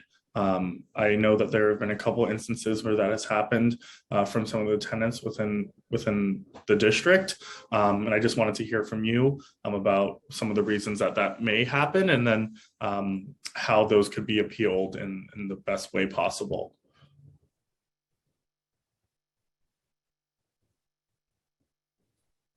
That's actually a really good question, council member. We don't have that information at this time, like the reasons for the ERAP denials. I can tell you that I've heard that sometimes people don't complete the paperwork properly. And as a result, if they're not submitting the information through the portal appropriately, then the application gets denied. But as far as the details regarding those denials, it's a state-run program. And because it's a state-run program, New York State OTDA has more information about why applications are denied. And I just want to say welcome. You're actually the council person for my district. Oh, wow. So I love that. It's a pleasure meeting you, and it's a pleasure meeting all of the new council members as well. Thank you. Thank you, Councilmember. Now going to turn it over to Councilmember Lee for questions, followed by Councilmember Stevens. Over to Councilmember Lee. Hi, everyone. Thank you so much, Chair Ayala, for putting this hearing together. And thank you so much to the folks on the administration as well as the city council staff, because I know it takes a lot of effort to put your testimonies and everything in order. So thank you so much. And I apologize ahead of time if this was already addressed, because I had to take a couple calls and I've been running in and out. So, but I guess, just so you know, Ms. Fitzpatrick, my former hat was in the nonprofit sector, working at KCS as the president CEO, which we were one of the recipients of the ERAP program through HRA. And so we saw firsthand how important this program was. And we had so many different folks from all different walks of life that were coming in and applying for these assistance programs. And I guess I just wanted to talk more from the back end of things on the data collection and also database in general, because I know that for us previously as providers, like one of the things that was frustrating is that we have contracts with DIFTA, DYCD, HRA, DOHMH. And you know, you have someone coming in at the entry point with ERAP, but then we find out in assisting them that they need all these other supportive services, right? And so we have to input all their information and assist them through all these different portals. But is there a way that HRA is tracking the clients and other supportive services that are needed throughout the different city agencies? And how is that, how's the data being collected for that? Is it just relying on us as providers and what we say? Because I think that's limited in what we can input.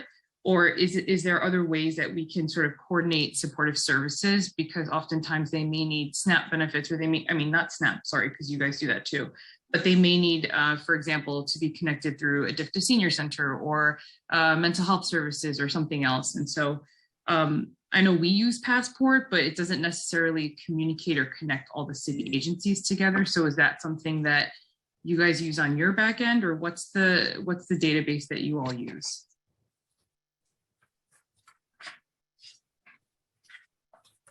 From the outreach effort, and I'm not sure if Bernice can speak to this a bit more, but we know that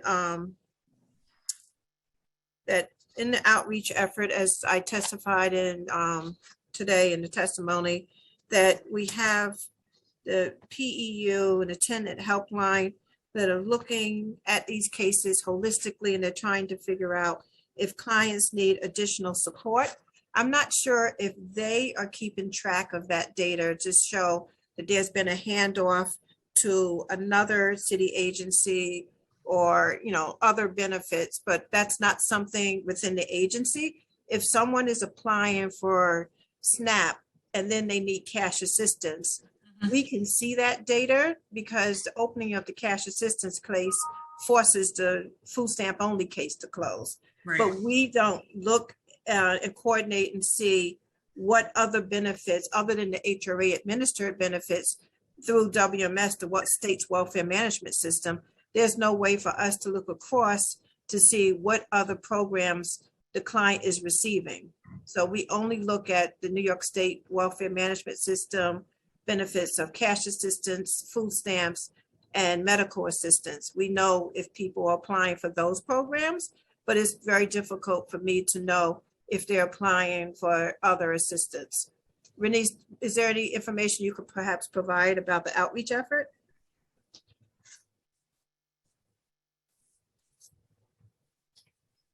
Thank you, Administrator Fitzpatrick.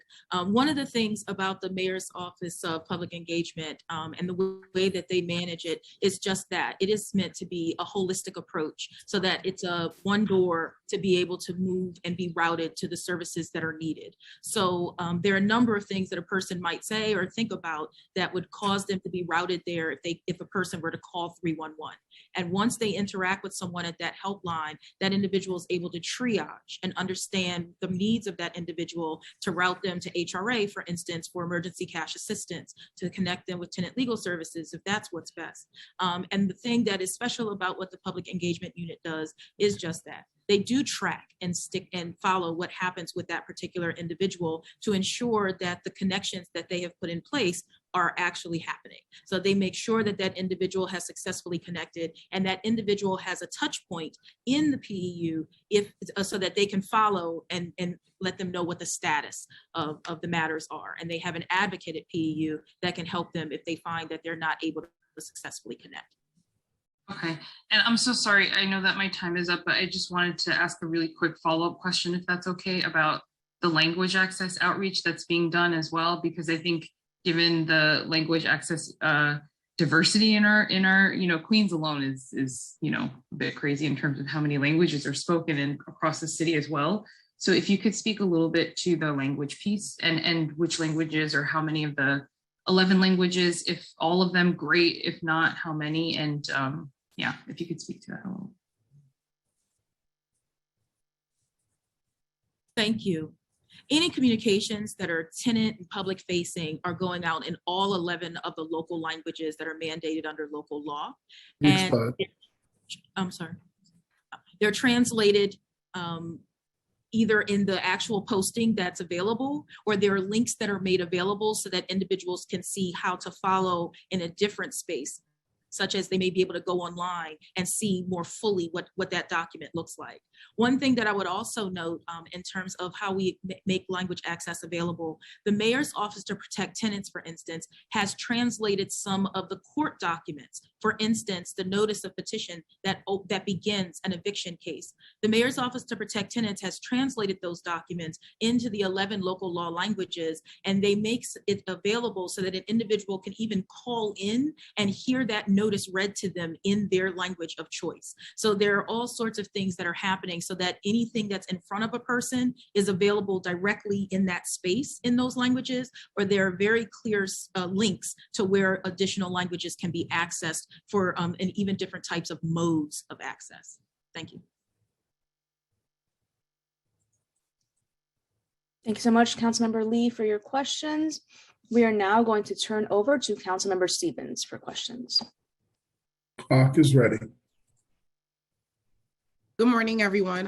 Good morning to Chair Ayala, the administration, and all the advocates who do this work on a regular basis. So we thank you for all your efforts. I just have one quick question. Given the increase in the legal services, do the legal service providers currently have capacity to provide full quality representation? And if not, what can the city do about it?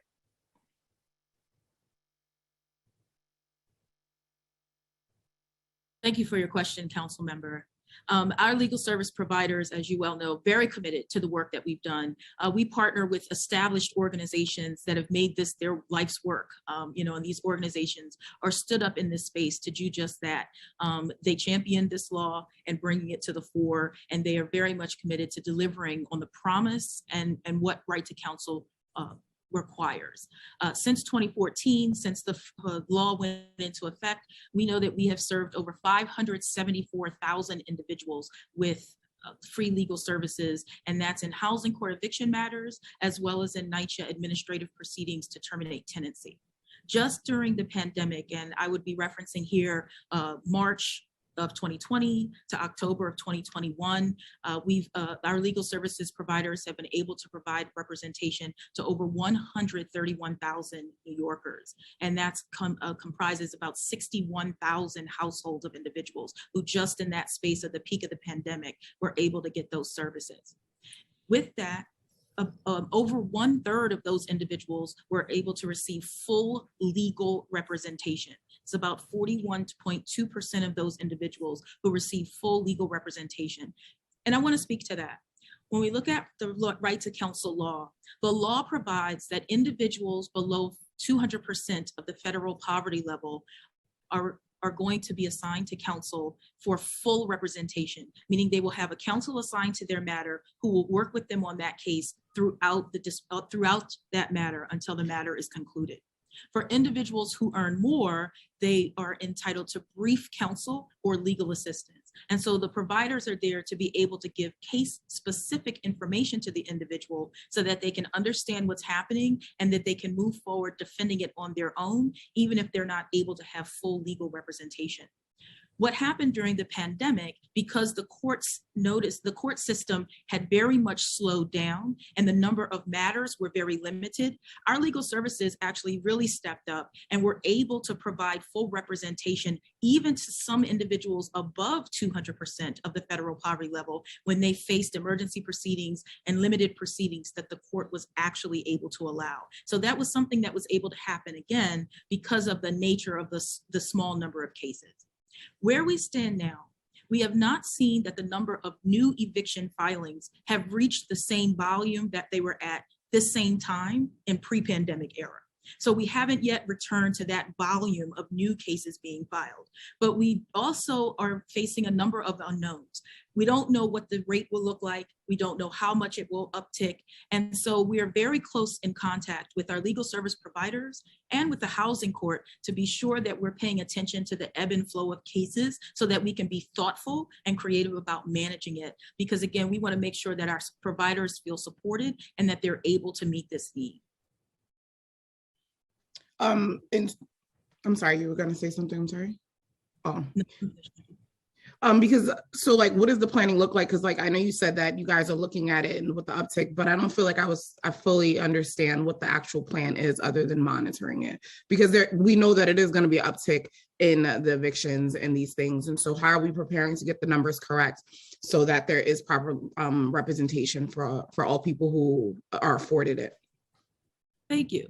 So we have to be responsive. And one thing I will say is, as I've learned in my space of time in this role, is that each of the boroughs is different. The way that the supervising judges of the housing courts decide how they will manage the calendaring, how they will manage the volume and flow of cases differs borough by borough. And we have a different set of providers in each of the boroughs that we must work with who have different needs so that we can balance it. So in terms of thinking through and solutioning, it's something that we're in conversation about to understand at a particular point in time how to best meet that need. And as Administrator Fitzpatrick mentioned in testimony, we know that providers, as across all sectors, they're challenged with staffing and staffing up and being able to onboard. So as much as they possess the resources to be able to bring people on to rise up to meet the need, there's the time that's necessary to bring those people on board and to train them and bring them up to this, to be able to manage those cases. So we're looking to them to understand their needs. We're being responsive and wanting to be as nimble as possible as being able to respond to the needs of the providers. And we're also in conversations with the courts so that they have visibility into what's happening with the program and what the providers' needs are, so that we can think about how the court might also be able to support the program and some of those concerns from providers as well. Thank you. Thank you very much, but I'm still just very concerned that if we don't have the proper representation, that evictions will move forward. But I know I'm out of time, but that's a major concern for me because we all know that that's a violation of the right to counsel. So we should definitely be planning and making sure that we are able to expand where we need to expand and pull back where we need to pull back. But thank you. you so much, Councilmember Stevens. I'm now going to, seeing no council members with hands raised for additional questions, I will now turn it back over to Chair Ayala. Yeah, I wanted to ask a question because it came through us via email regarding going back to the job center staffing. So the question is, if staffing is okay, why have rejections for failure to complete interviews spiked to over 9,000 cases in the quarter from July to September 2021, compared to 1,397 such rejections in March 2020? Chair Ayala, the data regarding the failure to complete interviews is really based on the process that we have in place. Prior to the pandemic, as I said before, clients had to actually physically come into a job center in order to apply for cash assistance and have an interview. With the waivers that we have in place at this point, workers are able to call them to make to have the interview held by telephone, and that means the household has to be available for that telephone call.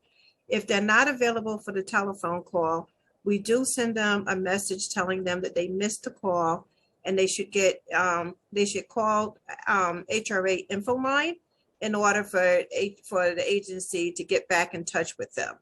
But it's because of the telephone system that we have in place at this point. If people go into the centers to have that application interview, then they put the client on the phone with an HRA worker while they're at the location to be able to complete the interview. It's only those who are submitting the applications remotely, who, there are many reasons why people miss telephone interviews. Sometimes they're busy at the time that we call. Sometimes their phones don't have minutes. So there's a lot of reasons why they might miss that call. But in order for the case to be logged as failing to have an interview, we must first make an attempt to call that household. If HRA is not calling that household, we cannot log that case as failing to interview. So just want to be clear about the process. It is HRA physically calling the individual at the numbers that they leave for us. We make 2 attempts. We leave the HRA info line number on the application interview notification. It tells them that if they missed a call, then they can call HRA info line and we can make arrangements for that call back. So that's currently the process. So a question about the call. So if the client is, has an appointment for a phone call and they're using their cell phone and they've opted to block calls that have no number, has that been, something that has been raised as a reason for why maybe people are missing those calls? Maybe people are not.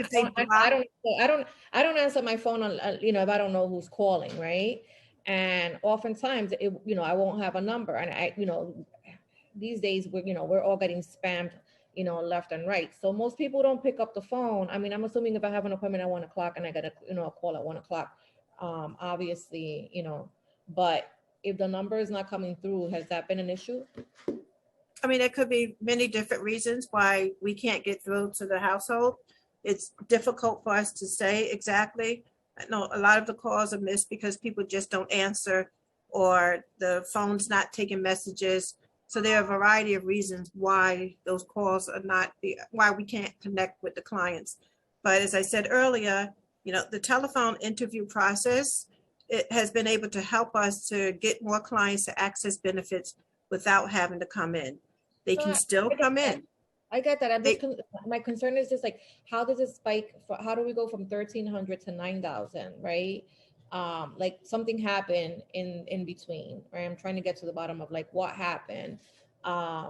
Is it because maybe more people are applying that this is happening, right? So we're seeing a lot more, the number of people whose cases that have been denied or closed increase as well. I don't know. I'm trying to gain clarity in that. Chair Ayala, can you please give me the dates of that for that data again that you were referencing? from July to September of 2021, cases were 9,000 compared to 1,397 rejections in March 2020. Yeah, it was the application volume. It was the application volume. We had a spike of applications at the height of the pandemic. And as a result, and one of the things that we heard over and over again from staff is that there was a time where the state's unemployment system was not working and people were first applying for assistance through HRA. What if they couldn't get through to the state for unemployment insurance benefits?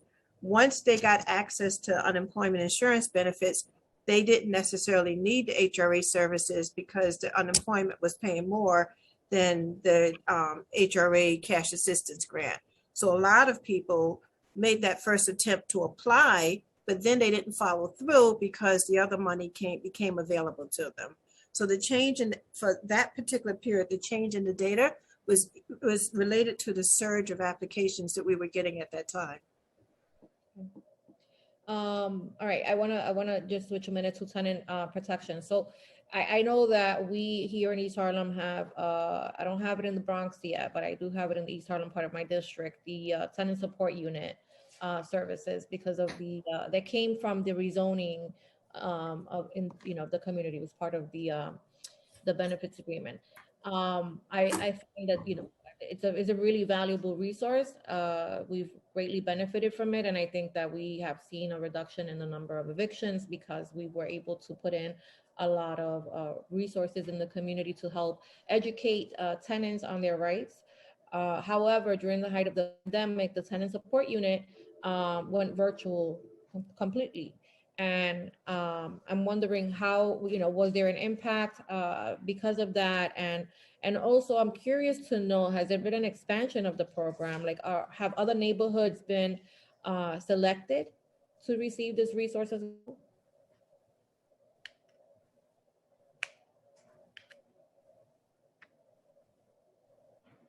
I'm sorry, the tenant support unit? Yeah. Renese?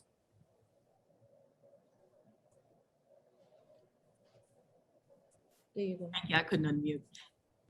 Thank you. The tenant support unit is part of the mayor's public engagement unit. So I would have to follow and defer to our colleagues there on the specifics of their staffing numbers and plan and how they, how they're planning to phase their rollout.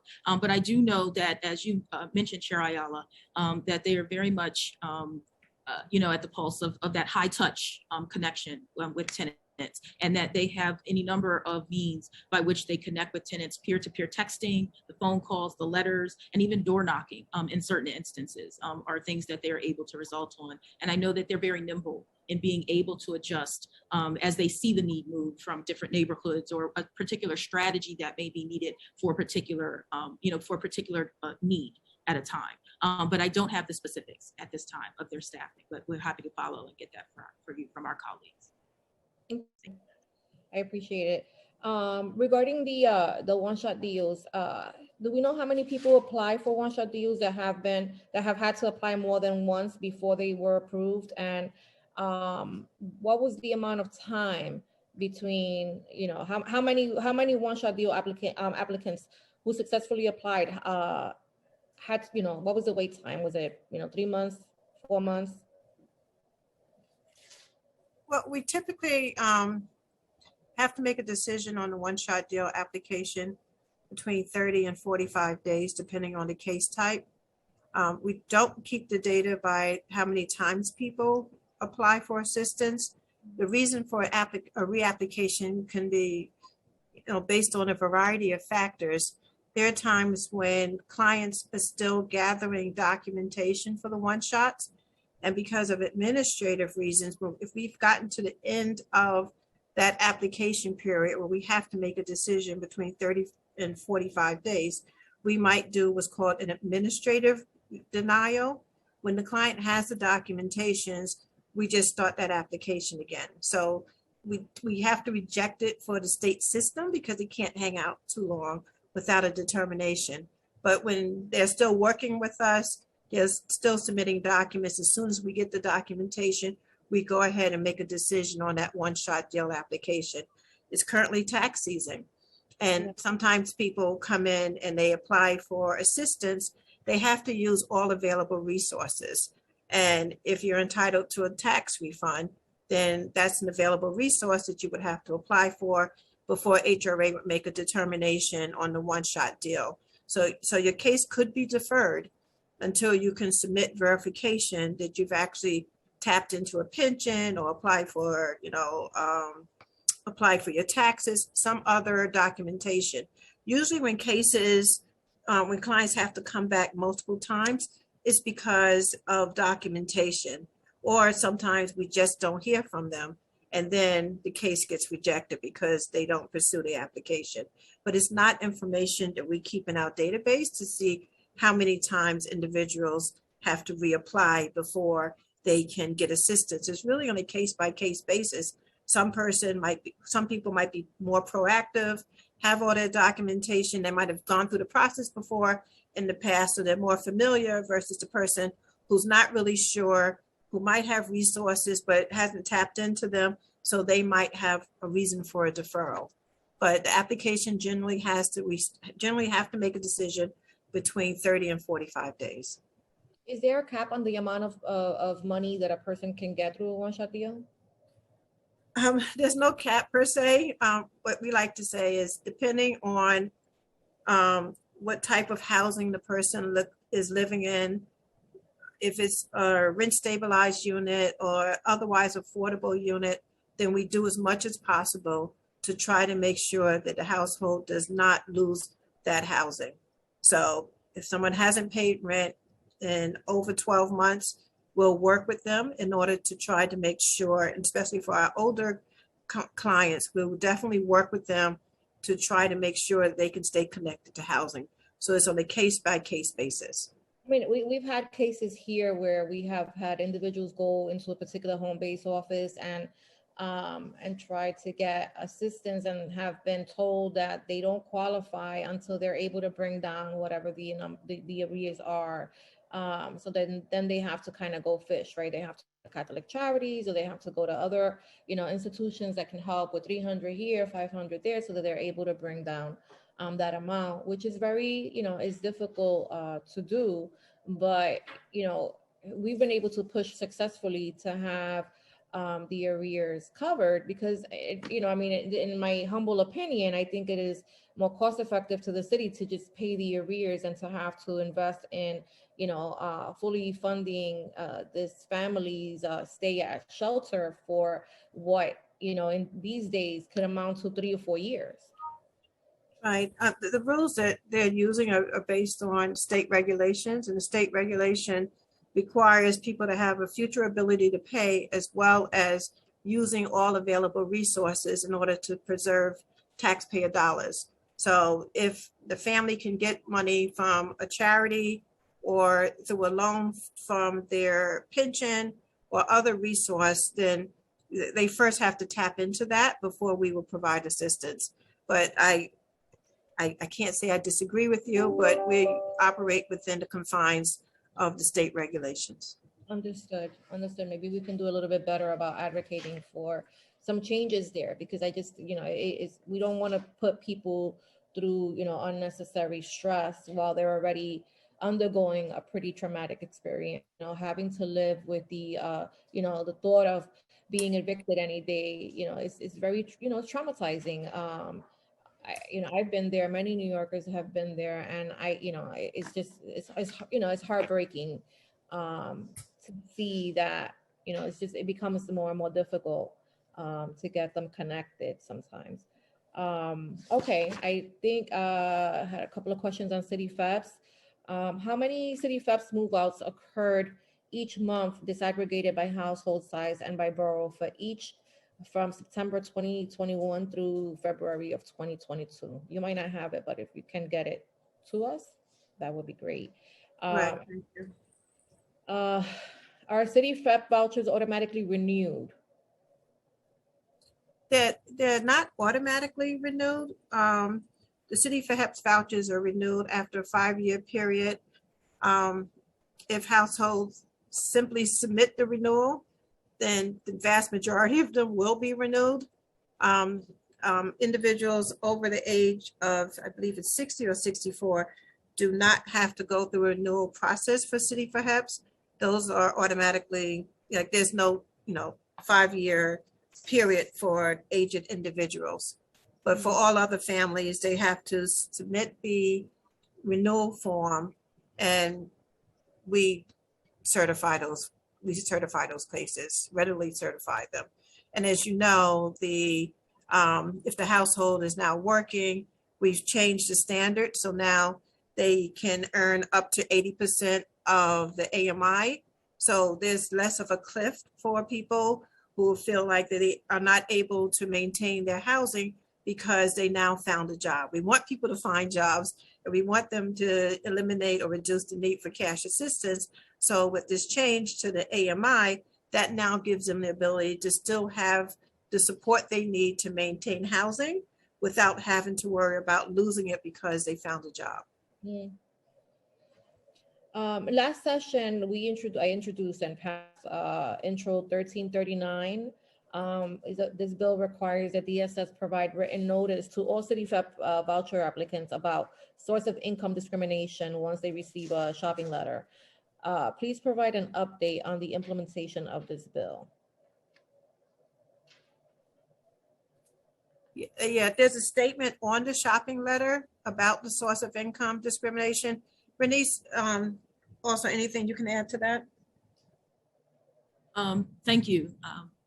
That's right. I know that there were efforts, and that it was part of it that we would continue to include source of income discrimination information, which we already had included and before the advent of the bill, but obviously continue to do so, to make sure that individuals who hold shopping letters are aware that there's support available should they experience landlords who are pushing back on them. And we also know that there is a source of income discrimination unit within DSS that is available to individuals who, if they should experience landlords that are saying no or taking certain tactics to dissuade them from moving forward with applications, because we know that saying no, there are still many landlords that are very bold in doing that, surprisingly maybe. But we also know there are other ways that landlords refuse folks with vouchers as well. And the folks in the source of income unit here at DSS, and of course also at the City Commission on Human Rights,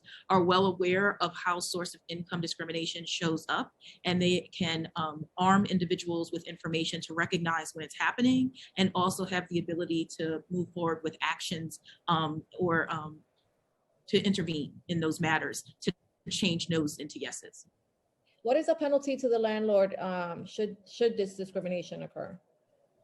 That's a great question. It actually, I would say the best answer I have for you is that it's a case-by-case basis. It depends on what the nature of the refusal is and how it's made it. And obviously, because the highest priority is being able to connect that individual with that housing opportunity. So, the approach is to intervene initially to while that opportunity is still available, right? Before the landlord can lease to someone else, so that we can get that landlord on board and understand how they have defaulted, right? Or deviated from the law, so that we can let them know that they could be looking at litigation, which is going to be costly for them. They could be looking at, other concerns in terms of restrictions, reporting issues, things of that nature. So, those are some of the things that can be brought to bear in terms of how landlords are, what's on the other side for landlords as deterrents. That's fantastic. But my question is, what is the number of people that are actually calling into the unit? Has that increased? That's great. I don't have those details. I believe Administrator Fitzpatrick tossed this over to me because I joined DSS to actually stand up the source of income unit, but I am not running it right now. So I don't have those details at my fingertips, but we will surely follow with you and make sure that we can push, I know that they do, that they have any number of resources and collaterals available that you all can make available to your constituents. And then, to get you the information about calling in, where folks can call in. But we do my understanding is that the unit still receives calls directly into the unit so that they can help, because again, the timing is very essential in these matters. And there's also email referrals that are available as well. No, I agree, and which is why we introduced the bill, was because of the volume of constituents that were coming in here. You know, they had the shopping letter, but they couldn't find an apartment because landlords were telling them that they didn't accept the voucher, and they hadn't been documenting what landlord, you know, numbers, and so you know, in order for me to better, you know, gauge whether or not the, you know, legislation is working, right? It would be great to kind of get an idea of the number of people that are actually calling into the unit and whether or not that number has increased. Sure, absolutely noted, and we will follow with you. Thank you. Chair, I just want to correct what I said about City for HEPS and the recertification. The recertification is annual, and households can get City for HEPS for up to 5 years. If they are aged 60 years of age or older, there's no 5-year maximum. But for those who don't fall in that category, they can request an extension beyond that 5-year mark, and that extension is normally granted. Got it. Okay. I don't know if do any of the members have any second round questions?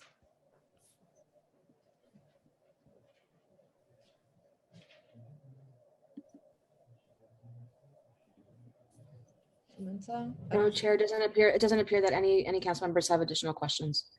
Okay, so I want to close this part of the hearing off with one question. One final question is, what would your recommendation be? What should we be telling our constituency that they should be doing? What should they be doing to ensure that they're meeting their responsibility to the landlord by paying back rent, but you know, doing it in a way that is sustainable and not further financial imposition on their family?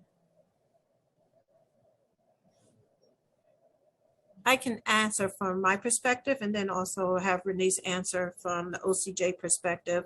But from my perspective, it's about information and action. Like, information without action goes nowhere. So please have your constituents follow up when they get information, when they get access to information through mailers or through your office. They have to actually do something in order to protect their rights. They have to actually connect with HRA if they need that additional assistance.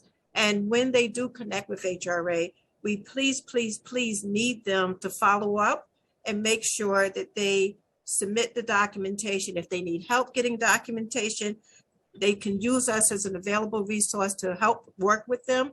And sometimes we can get the information that they need if they can't access it themselves. But from the perspective of, you know, cash assistance and the City for HEPS program, it really is about making sure that people do follow up on the information that is provided to them. And Renice, if you have anything from the OCJ perspective.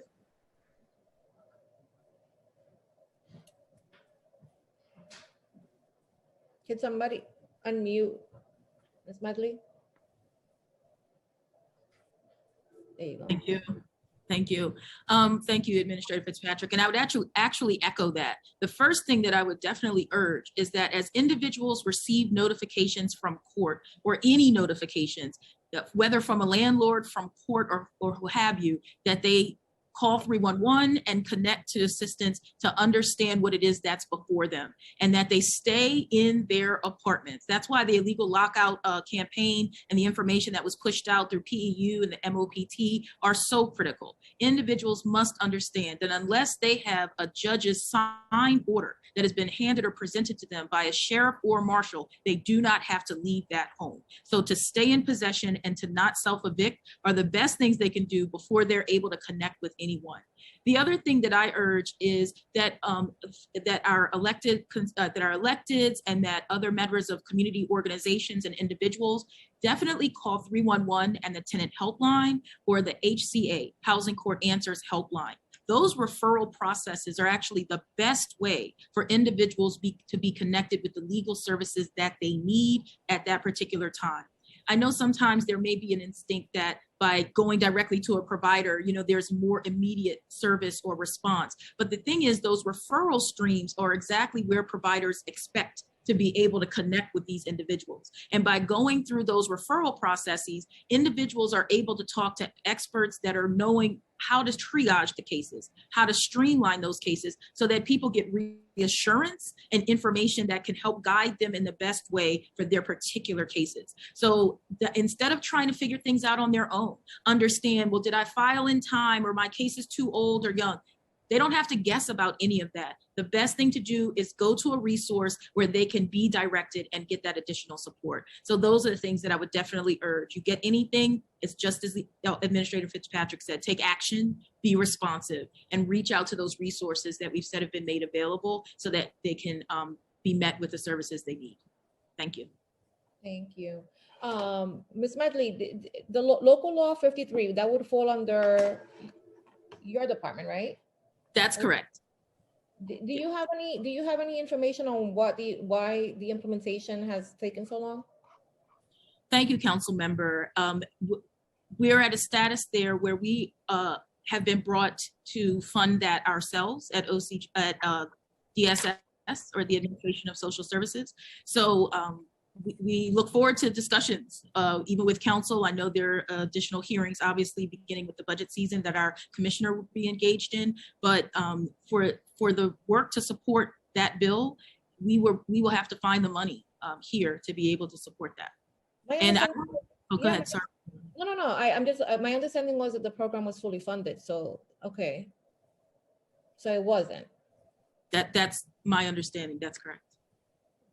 Okay. But I would say too, and I should have mentioned this as well, as much as we do not have this additional funding in place to support that work, the work is, there's always work that's happening around education and outreach. And I know that in Administrator Fitzpatrick's testimony, she spoke to the work, for instance, that PEU did at the same time that this bill was going into effect, which was November of, as you well know, Chair Ayala, but in November of 2021, PEU initiated that massive Right to Counsel campaign that included the radio, the TV buys, the social media, and moving into the community and ethnic newspapers to be sure the word was out there, the massive phone calls and outreach campaigns. So all of these things have been part of that work. And we also have this built into the work that our providers deliver, just as a basis of being contracted to do services through the Office of Civil Justice. So it's important to note that while this work, or the bill I should say, would definitely give opportunity to expand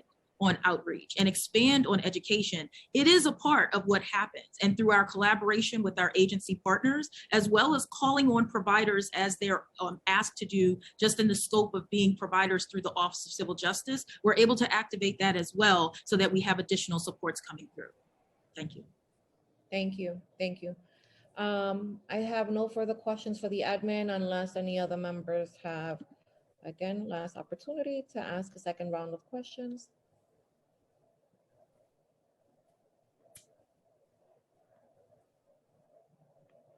Oh. I see no council members with any questions at this time, Chair. So if it's all right with you, we will move on to additional public testimony. Yep. And thank you to the members of the administration for your testimony and for your responses. Thank you, guys. Thank you. Thank you so much. We look forward to continuing working with you on these issues. Thank you. We'll now move on to additional public testimony. As a reminder, all public testimony will be limited to 2 minutes. After I call your name, please wait a brief moment for the Sergeant at Arms to announce that you may begin before starting your testimony. And please note that panelists will be able to register for this hearing until 3 hours from the start of the hearing, so that would be about 1 o'clock. The next panel in order of speaking will be Kathleen Kelleher, Marika Diaz, Matthew Longobardi with Anna Aboudi, and Monsignor Kevin Sullivan. Can I add? So we will begin now. I would like to add one quick question, not a question, but I just wanted to say, I know that, many of us have, extensive remarks. We do have a 2-minute timeline. So if you have time while your colleagues are sharing their comments. If you could consolidate yours a little bit, you can always submit those to the council and we will, review them. But just, to be fair and to try to stay on time, we're asking that everyone please keep it to 2 minutes. Echoing that, of course, we will take full written testimony and we will certainly review all of that. And if you are interested in submitting your testimony, you can do so at council.nyc.gov.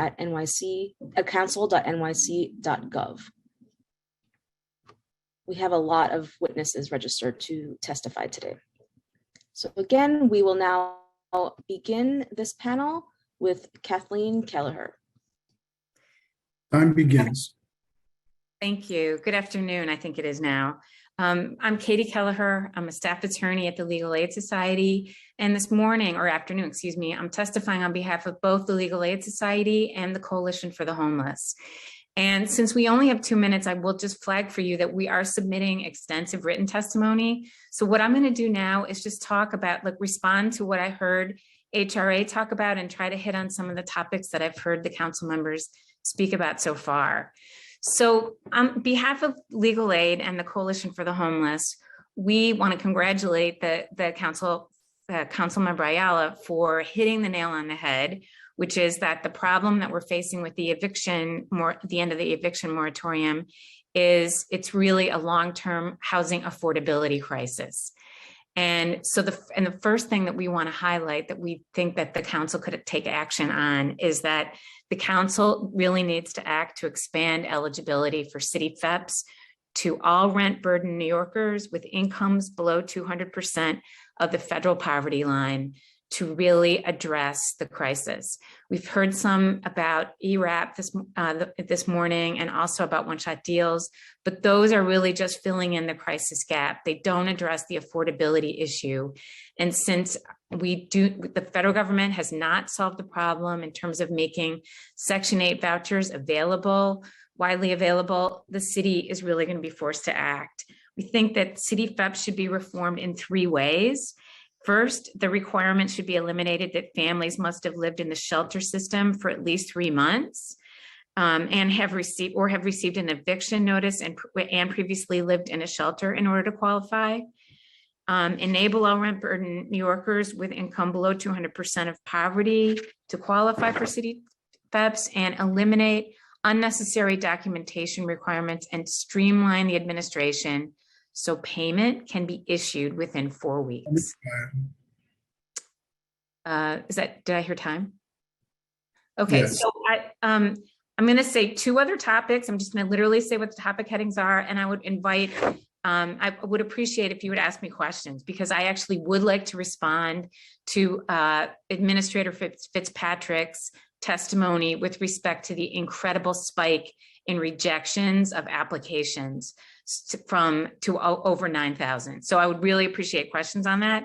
But I just want to, the 2 other areas that our written testimony focuses on are the extensive barriers faced by clients when they apply to HRA. And the third area is the COVID-19 crisis has taught us that there are changes that need to be made in the shelter system permanently to ease the crisis for homeless New Yorkers. So with that, I guess I have to end my testimony. Thank you. Thank you, Katie, for your testimony. We're now going to move to Marika Diaz for her testimony. Time begins. Good morning, committee. I'm here on behalf of the Safety Net Project at the Urban Justice Centre. I'm the director there, and also am on the steering committee of the Right to Counsel NYC Coalition. At the city level right now, we have a huge problem for the city's Right to Counsel initiative, which is really one of the key interventions standing between New York City tenants and mass displacement. The national labour shortage that we are experiencing as Right to Counsel providers is really impacting our ability to deliver the services, and we're currently carrying unprecedented caseloads that have accumulated during the pandemic. This is really a disastrous combination when you add it to the fact that we have a court system that is determined to ram through thousands of cases without regard for the essential due process rights of tenants, and the fact that we can't keep up with the demand for services no matter how hard we try. And so the result of this is going to be that tenants will miss out on right to counsel, they will get evicted, and they will be rendered homeless.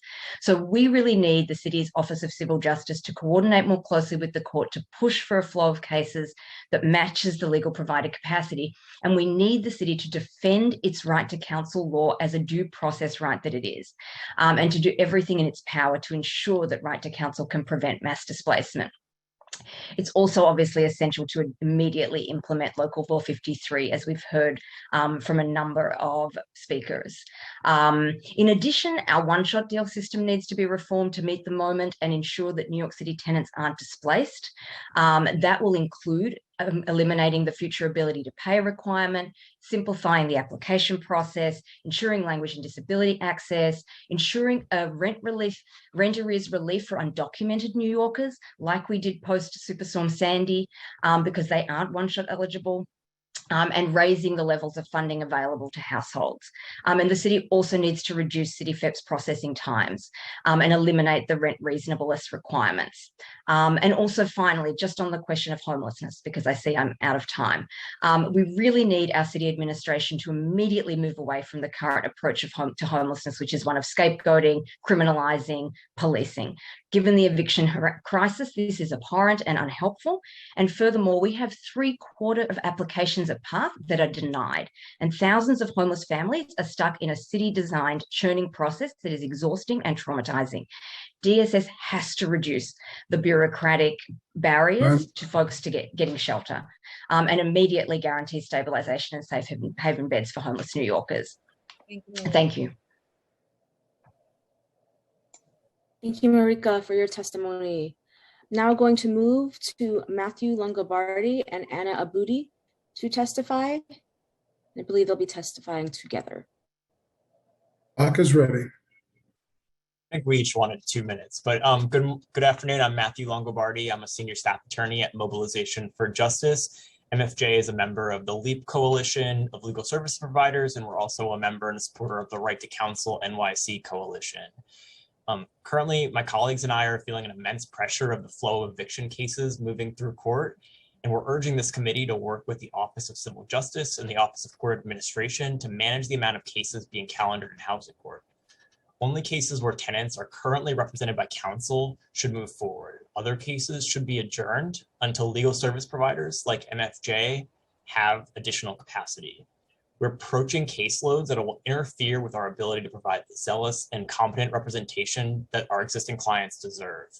Those caseloads will also interfere with the rights my unionized colleagues and I, who are members of the Legal Services Staff Association, have under our collective bargaining agreement. We have the right to caseloads that allow us to provide robust and ethical legal services that our clients and your constituents deserve. High caseloads undermine the effectiveness of the Right to Counsel program by failing the tenants we currently represent, and also by causing burnout and attrition among legal services staff, which will impact the quality of representation for tenants under the Right to Counsel program for years to come. Additionally, as caseloads swell, my colleagues and I have even less capacity to offer tenants the holistic services that are necessary to enforce their rights beyond the defense of an eviction. Currently, we have significantly less time for taking on new HP proceedings, limiting our ability to assist tenants with enforcing their rights to habitable housing and to be free from harassment.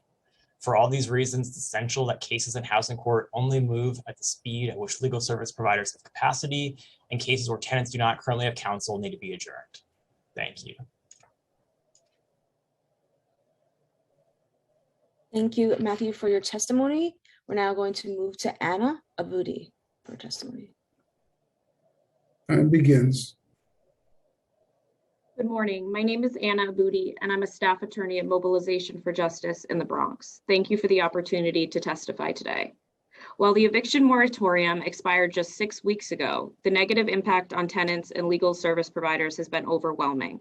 Perhaps the most notable impact, and what I'd like to bring your attention to today, has been the misplaced urgency with which the court is trying to hear new cases. Instead of prioritizing existing cases wherein both parties have representation, the court is prioritizing newly filed cases where tenants do not have counsel. Because these cases are appearing before the court for the first time, and what's commonly referred to as the intake part, tenants are supposed to be given the opportunity to connect with the legal service provider. Since the eviction moratorium expired, cases from these parts have been moving through the court system at wholly unmanageable speeds. Cases are being scheduled at rates that far exceed our capacity as a legal service organization. When MFJ is the legal service provider on a duty in an intake part, we are responsible for contacting each tenant whose case is on the calendar. The goal is to inform the tenant of their right to counsel and the opportunity for free legal representation. Unfortunately, there is still a significant amount of confusion for tenants about how they are required to appear in intake parts. If a tenant does not appear for their initial court date, the provider assigned to the intake part is frequently left with nothing more than the tenant's address in order to contact them. This makes the likelihood of connecting with the tenant very low. Moreover, given the high number of cases that are being scheduled in court, our resources as a legal service provider are often tied up in contacting tenants and conducting intake. Simply put, tenants are entitled to information about their right to counsel and should have the opportunity to connect with an attorney at these appearances. But legal service providers are being charged with the nearly impossible task and time-consuming task of performing outreach to many tenants that often yields few results because so many cases are being calendared so quickly. A colleague of mine recently compared the situation legal service providers are being faced with right now to the overburdened and understaffed hospitals at the height of the pandemic. With limited resources, no end in sight to the very sick patients walking through their doors, and an obligation to help just about everyone. This is a fairly accurate analogy. However, unlike the overburdened ERs and ICUs throughout the pandemic, who had no control over the number of people requiring care on any given day, the Office of Court Administration does not and should not be carrying on as if they have no choice but to calendar as many new cases as possible now that the moratorium has expired. The decision to do so is calculated, discriminatory, and harmful to tenants, legal service providers, and the court staff alike. Thank you. Thank you. Thank you, Anna, for your testimony. Our final speaker in this panel will be Monsignor Kevin Sullivan. Clock is ready.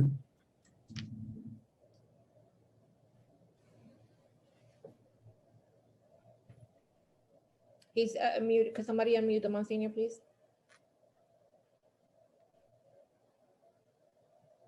Thank you for the opportunity. And I will not repeat what the previous panelists have said. I just want to speak to three particular areas. One, how services are delivered, how we help people to avoid eviction. Hotlines, helplines are very, very important. The city helpline is critically important. However, in-person sites in neighborhoods where people can walk in and talk to a real human being are also critically important. For that reason, Catholic Charities, we instituted just last week that all our neighborhood offices are going to be open 5 days a week in person. We may stagger the work schedule, but they're going to be open 5 days a week. Home base, other sites. That's critically important to make sure that that happens. Secondly, at the end of the day, we have a crisis of affordable housing. Therefore, if we want to deal with it, capital funding is critical to make sure that there is more than temporary help for what's going on. So that is the second point. The third point, which a number of people have spoken to, is that of affordability. And let me suggest to this committee and to its chair that this committee put forth a policy proposal to New York City, which initially may not cost any money, but sets a direction that we should be setting as our policy in New York City. And I phrase it very, very simply. The policy of New York should be that no New York household whose income is less than 200% of New York City's poverty level should pay more than 30% of their income for rent. This can be achieved by vouchers, rental assistance, or even refundable tax credits. That policy aspiration should then guide all of our assistance programs to make sure that every single New York City household doesn't become rent poor. Madam Chair, thank you for the opportunity to testify before your committee. Thank you. Thank you so much, Monsignor, and thank you so much to Catholic Charities for your consistency. I couldn't tell you how many of my constituents actually have utilized your resources and found them to be very helpful. And I agree. I think that the creation of a new voucher program is essential because there is a housing crisis in New York City, and it's been here for many, many years. I benefited from Section 8 and what was then the GIGS program, which is now a form of the FEPS program, but it helped my family tremendously. We often talk about affordable housing, but there's a need for affordable housing, and there's also an even bigger need for subsidized housing, and we unfortunately don't speak enough to that. And so I hope to be able to change that conversation in my time in leadership in this committee. And I want to first apologize to all of the panelists because I will not be able to ask everyone a question, and it's not because it's not of interest to me. I know many of you. I've fortunately been able to sit with many of you, and I know of the great work that you do. But we have over 35 panelists that are registered to speak, and it becomes impossible. But I did have a question. I just want you to know that we're not trying to to shy you or anything. We really appreciate your coming here today, and if you can submit your written testimony, I promise to review it. I've heard many great ideas. I am not an expert on all things. I do bring life experience to this committee, which I think is important as a person who has been housing insecure several times in my life. But that doesn't, render me, an expert on all matters. And so I will be relying heavily on your expertise to help guide the policies that we create and the work that we do through this committee in a way that is really meaningful to New Yorkers. But I do have a question for Kathleen regarding the rejections. Why do you think that the rejections were so high for interviews that allowed to, for the numbers to spike to over 9,000?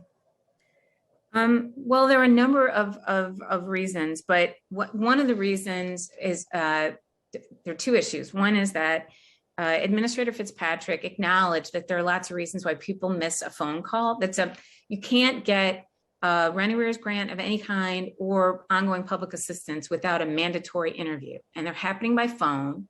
And in pre-COVID days, back in the day, people got a phone call from HRA and they could call back. That somebody could leave a message saying like, "This is your worker, Miss Jones, call me back." Now they get a message that says, "Sorry, you missed our call. You need to call info line." So basically what it means is that, like you acknowledged, Chair Ayala, like people who don't answer their phone because they don't answer unless they know who it is, they listen to the voicemail and they go, "Oh my gosh, that was HRA. Let me call back. Let me hit redial." Guess what? The redial doesn't work. And calling info line means info line is one centralized number that itself needs to be reformed. People can wait for literally over an hour on hold to talk to a generic phone agent. When they do talk to that agent, what happens is they are told they're going to get another call, to just wait for another call. It's not scheduled. The exact same thing happens again. So oftentimes it takes days and days to tie that loop to actually make this happen. And HRA is actually not giving people, they're not calling from phones that can be called back. They're not treating people like actual humans. I mean, I do appreciate that the city and city workers are, do try to do their jobs, but using technology, putting people up against like a massive phone line it's a system designed to fail. And the same thing is true and these are people, you only get scheduled for a phone interview if you have successfully filed an application. And as Administrator Fitzpatrick acknowledged, they're really trying to get people to use the automated system known as Access HRA. And we agree that people should be that Access HRA is a great alternative for people who can do it. but only that there are 30% of New Yorkers, according to a study that former comptroller Stringer published, 30% of New Yorkers lack broadband access to the internet. So that's 30% of New Yorkers do not have access to the main way that HRA wants them to apply, right? So that automatically knocks them out of the box. So let's think about the idea that over 9,000 people were rejected, and those were people who already jumped over the hurdle of somehow getting their application filed. Think of all the people who didn't manage to even get through the first hurdle and get their application filed. So the other thing that HRA is really missing on is that having job centers follow a bank model is really not, it's not appropriate. HRA is a human services agency, and it needs to be prepared to serve people as individuals in person, not act like a bank ATM lobby, which is what they do now. Job centers have been converted into automated self-service models. I don't know if you caught when Administrator Fitzpatrick answered your question about interviewing clients. What she said is if a client comes to a job center, we connect them to a phone. So in other words, they don't even interview the person personally. They sit them in a cubicle and hand them a phone. And the other thing they do is if you show up at a job center and say, I tried to apply, it didn't work for me, I need help, they put you at a computer carol that they call them PC banks, and they tell you to apply online. So what's crazy about that is a huge percentage of the people who are going to HRA job centers are people who are there to say, I tried to do it online and I couldn't do it. I don't understand how to do it. So the shift that HRA has made to this self-service, lack of individualized assistance is a gigantic failure. And those numbers reflect that. And so HRA needs to fix that. And the other thing is that even for people, there certainly are people who can use InfoLine. There definitely are. But there are even more people who could use it if they had real-time help. One of the things that is different between HRA and your bank or Con Ed or Verizon is that if you try to go online and pay a bill and you need help, there are ways you could get help with online services. You can call them. There's usually an online chat feature. Somebody can help you navigate. Oh, you can't find your password. Let me help you reset it. HRA lacks real-time technical help. There is no assistance for Access HRA, none, zero. And if you want to see witness of that, you can look on the mobile apps. If you look in the App Store, there's a technical assistant. You can look in the Q&A section. And there are questions there that are posted by clients. I actually put one of these in my testimony. One of them was from a client who said, I'm trying to do this. It's really confusing. I've been calling repeatedly. I don't understand. The response from HRA 12 days later was, thank you for your comment. Please send us an email. So I think it's an automated bot that responded. So HRA needs to provide online assistance for that too. They need to fix their centralized phone system so that people can reach them by phone. They need to provide individualized phone numbers so that people can call them back. And they need to provide the technical assistance, and they need to provide real alternatives to applying online. Yeah. So I'm sorry, it took a long time to answer, but I'm afraid that my time's going to be up, and I really think I saw a lot of nodding heads. So I'm assuming that there's consensus amongst the group on a lot of the recommendations and agreement on some of the hurdles that are making it really difficult for people to access services. I've seen it. We see it. We have an influx of people coming in, and so we're able to troubleshoot. But if we were not here, if our office had gone remote, then my fear is that and that was one of the reasons why we opened, and we were one of the first offices to open and remain open throughout the pandemic, was because a lot of of people who needed access to a copy machine. They needed a scanner to scan documents. Not everybody has a smartphone. Not everyone knows how to use a smartphone. Hello, me included.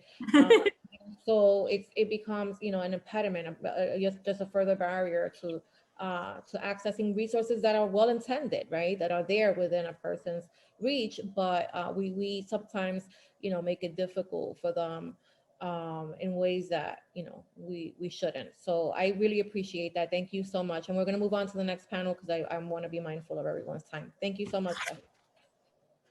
Thank you to this entire panel for your testimony. We're now going to move on to the next panel. I also just want to flag that there sometimes is a few seconds delay in your being unmuted, so just please be patient with us on that.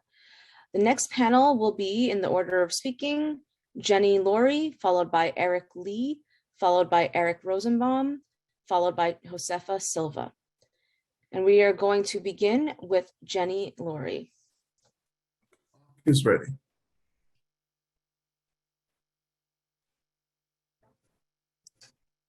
Thanks very much. My name is Jenny Laurie. I'm the Executive Director of Housing Court Answers.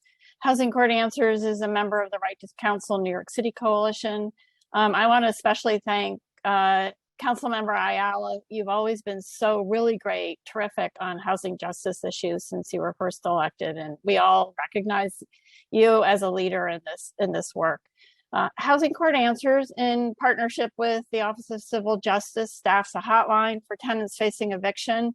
Tenants can call the number on their court papers to reach us, and our hotline staff can connect those tenants with cases to an attorney provided under the city's right to counsel law. Right to counsel at this point, as we've all been talking about, is really the only thing standing between tens of thousands of tenants and eviction. Our hotline has gotten super busy since the expiration of the moratorium on January 15th. Some days we get over 600 calls compared to 100 or less than 100 a day at the beginning of the moratorium. I hope the council will ask the administration how many tenants are calling 311 with eviction cases, because I'm sure their numbers are super high as well. And I'm curious to know how well they respond to those calls. As we have heard from previous testimony, tens of thousands of tenants now face eviction for non-payment of rent. Some of them are in court and some of them are not yet in court. And there are some partial solutions to the current crisis. And I'm repeating what other people have said, just because I think if we all repeat it, maybe it will happen. Full funding for right to counsel, both for the provision of legal representation and for the organizing work that was mandated under Local Law 53 to convince tenants not to give up their homes without a fight. Pressure the housing court to slow the progress of cases so that every tenant who is eligible gets proper full legal representation. The current pace of calendared cases is surpassing the ability of legal service providers to deal with it. And then finally, as others have said, streamline the city FAPs and the one-shot deal process so more tenants can access rental assistance. Thank you very much. Thank you very much for your testimony, Jenny. We are now going to move to Eric Lee for testimony, followed by Eric Rosenbaum. Over to Eric Lee. Clock is ready. Hi, good afternoon. My name is Eric Lee. I'm Director of Policy and Planning for Homeless Services United. Congratulations, Chair Ayala, on your leadership of the General Welfare Committee, and thank you for the opportunity to testify. I'll summarize my written testimony here.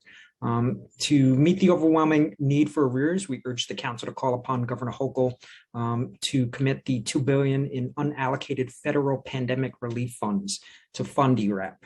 On the city level, expanding access to one-shot deals can also help with arrears. We recommend reintroducing Intro 2172 to remove future ability to pay as an eligibility requirement. And to Councilmember Hudson's comments around recoupments, we recommend the council urge the governor and OTDA to remove the recoupment clause from one-shot deals from state statute. Housing resources like one-shot, city and state FAPs and EHV vouchers are only effective if there's enough staff at both government and nonprofit providers to be able to help people quickly access those resources. The city should exempt from the 3% proposed pegs across the board included in the mayor's preliminary budget. Staff at HPD, NYCHA, DHS, HRA, and DYCD runaway and homeless youth that are all working to address the crisis of homelessness. HSU is extremely grateful to Chair Ayala and members of the council for passing Intro 146 last session, raising city FEPs to FMR. And the council must hold DHS and HRA budgets harmless to ensure that both agencies are not shorthanded and do not need to rely on redeploying volunteers to be able to process the additional applications. Patchwork response diminishes the anticipated need and could catch both agencies flat-footed when it outstrips the limited staff capacity. The council should also direct additional funding to NYCHA and HPD departments responsible for processing EHV vouchers. We recommend the council fund the requests of Human Services Council's Just Pay campaign to increase the low wages of the nonprofit workforce. And we also urge the city to strike the rent reasonableness and utility deductions from city FEPs. Providers have already seen households lose permanent housing placements due to rent reasonableness, even when it's below FMR. And in closing, we also urge the council to address the mayor's preliminary budget, which did not include any funding for affordable housing or increased cost to rental assistance. Thank you. Thank you, Eric, for your testimony. Now going to move to Eric Rosenbaum, followed by Josefa Silva. Over to Eric Rosenbaum. Clock is ready. Thank you. I'm the CEO of Project Renewal, a New York City homeless services nonprofit. I'm grateful to Chair Ayala and the entire City Council for your support of our programs. For 55 years, we've provided shelter, housing, healthcare, and employment services to hundreds of thousands of New Yorkers who are experiencing homelessness, and a special focus on those affected by mental illness, substance use, and criminal justice involvement. In the 10 years before the pandemic and the eviction moratorium, the single adult shelter system was rising by 1,000 people a year, and the length of stay was steadily increasing. That's the equivalent of 50 200-bed shelters needed just to accommodate the growth. I applaud the increase in the value of the FEPS vouchers because that helps people compete for the very limited supply of affordable units. But those vouchers aren't creating housing by themselves, so they're only a stopgap measure. Almost all the plans that can increase production of ultra-low income affordable and supported housing won't have an impact on supply in the next 3 to 4 years because it takes so long to acquire sites and get financing and build. So it's not fast enough to help the dramatic imbalance between supply and demand. To avoid an explosion of homelessness, we have to look at all ways to increase housing capacity in the next 2 years.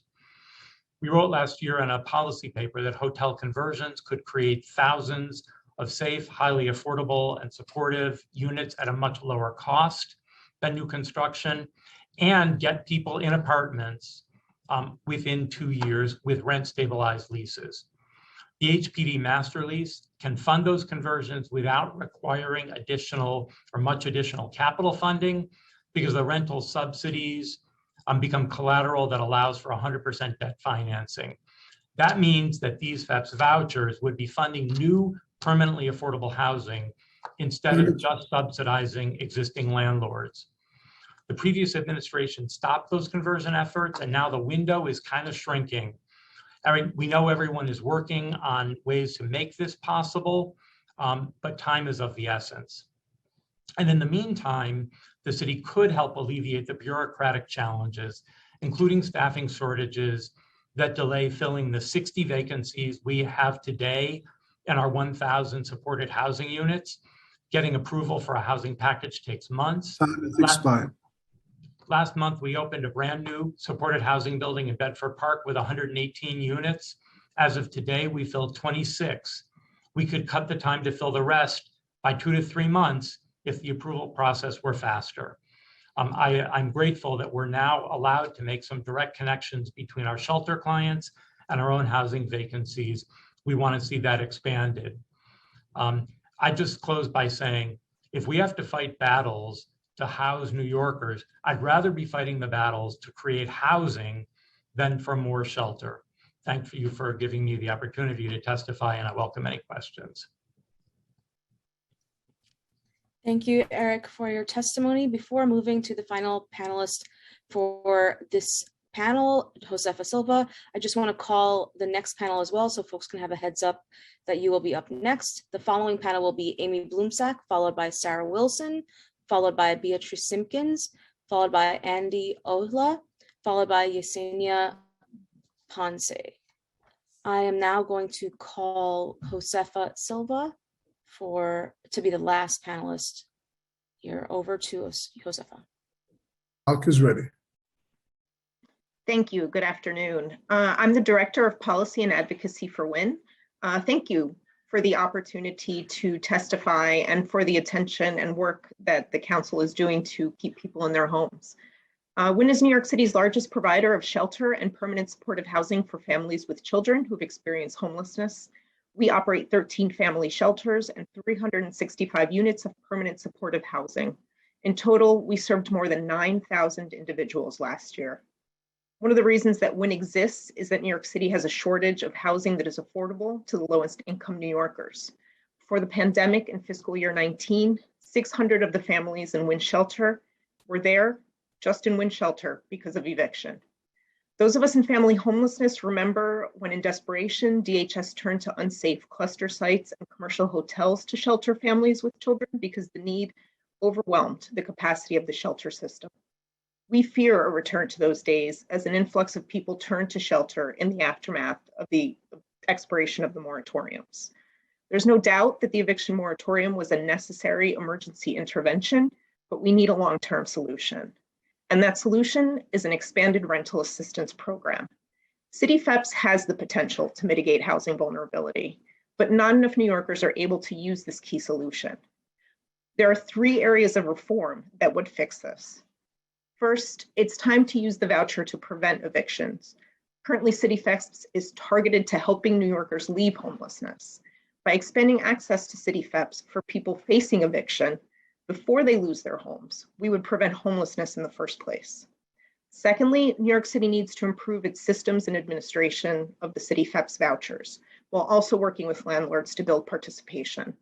At WIN, we see families lose apartments because of long processing times on the applications, delays on apartment inspections and approvals, late payments to landlords, and other administrative issues. Finally, New York City has to step up enforcement so that landlords can't discriminate against families who use vouchers. WIN joins neighbors together and other advocates to call for a $1 million increase in this year's budget for the source of income unit at the Commission on Human Rights. Thank you again for your time and attention. We look forward to working with you in the coming months to help New York's most vulnerable families. Thank you, Josefa, for your testimony. And that concludes this panel. I'll now call, go ahead, Chair Ayala. Regarding the number of individuals denied, and I'm asking because several of you have brought it up, due to the inability to pay future rents. Do we know what that number is? Does anyone know?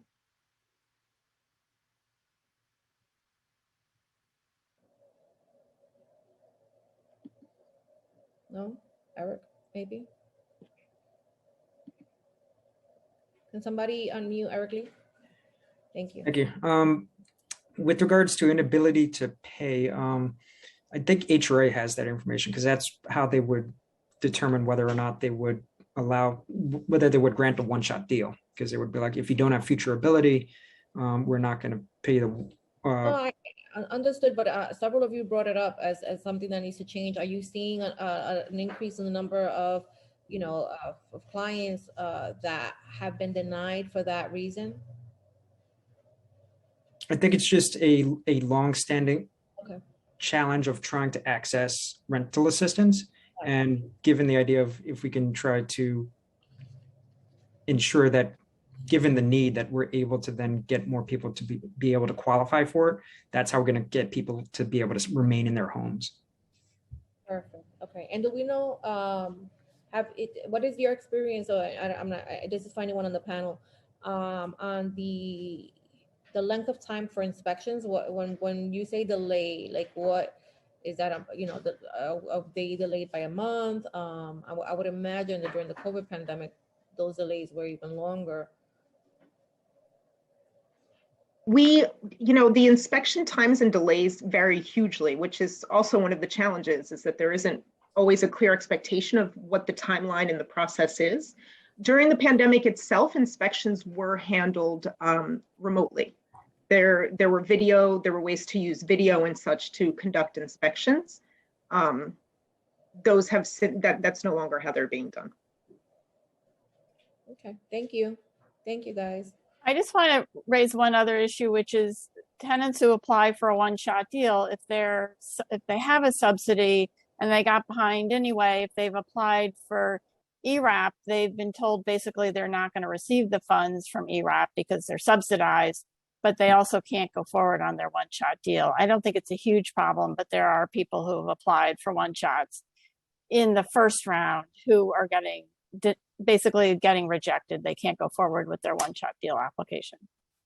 That's interesting. Thank you so much. And I wanted to just add, Jenny, that I thank you for Housing Court Answers actually taught me so much when I was doing constituent services way back when. I found it to be a very useful tool. So thank you so much. Oh, sure. As I said, you've been such a terrific leader on these issues. We really appreciate it. Thank you. Okay, we can move on to the next panel. Thanks again to this entire panel. Moving on to the following panel, which will be speaking in the following order: Amy Bloomsack, Sarah Wilson, Beatrice Simpkins, Andy Ola, and Hassania Ponce. Beginning now with Amy Bloomsack.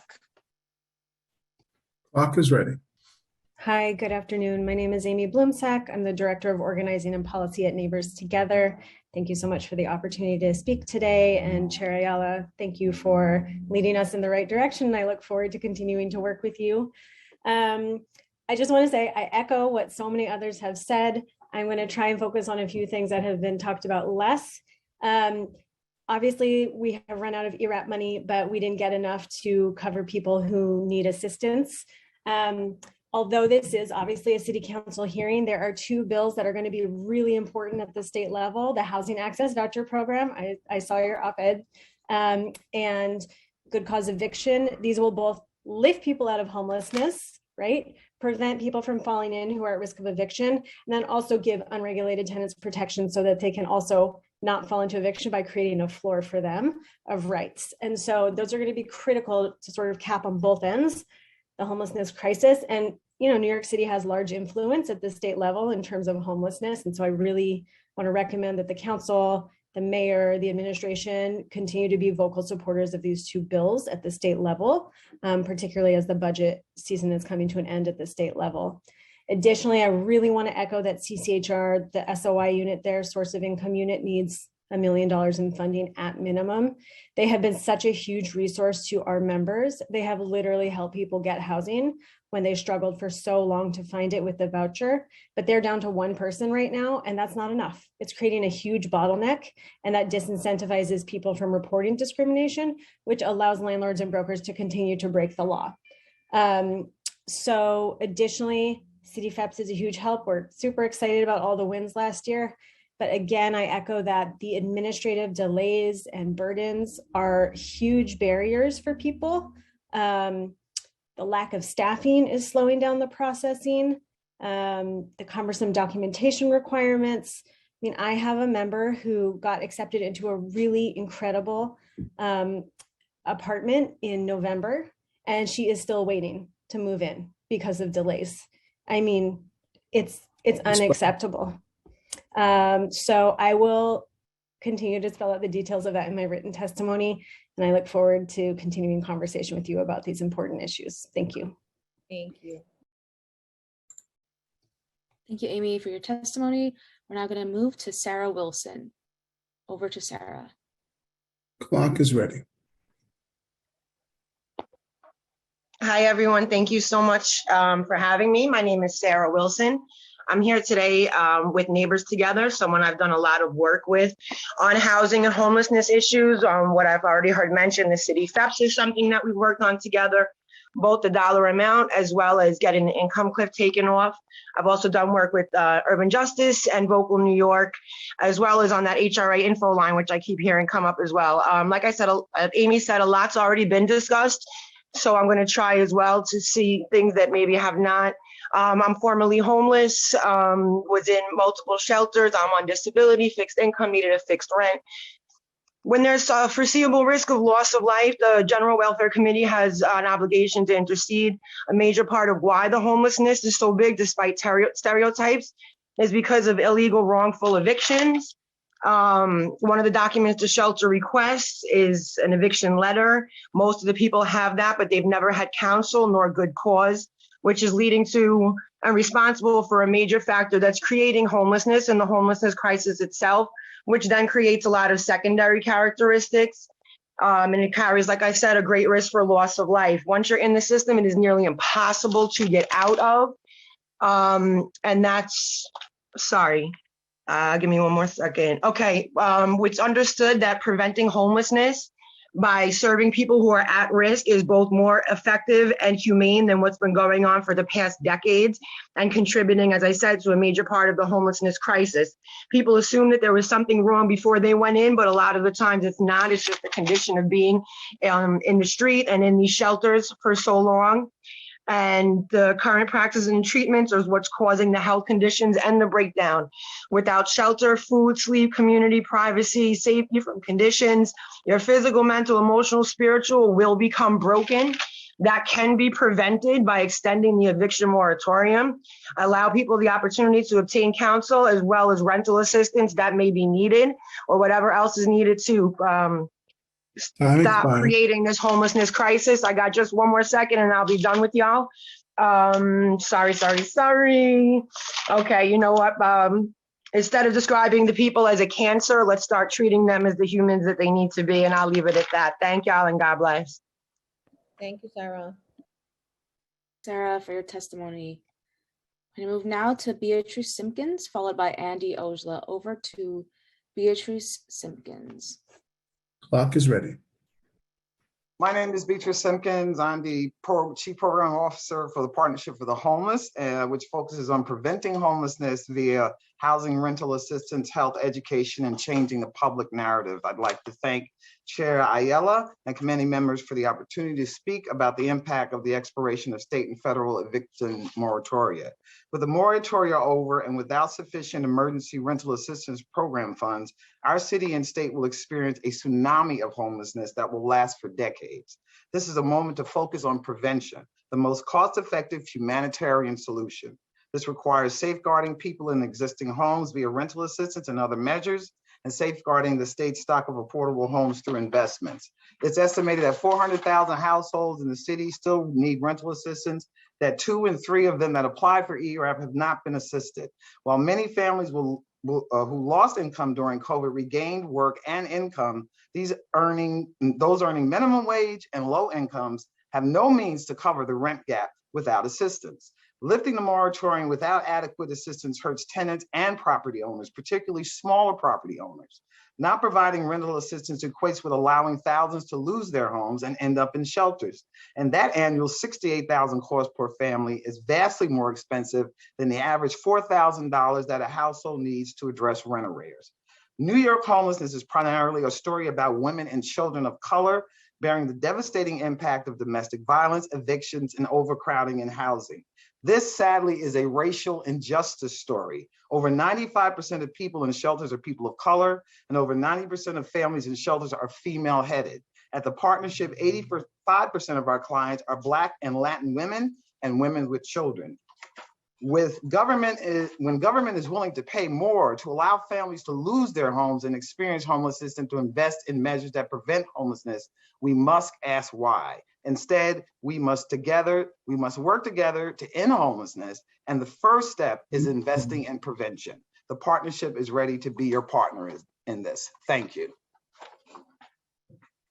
Thank you.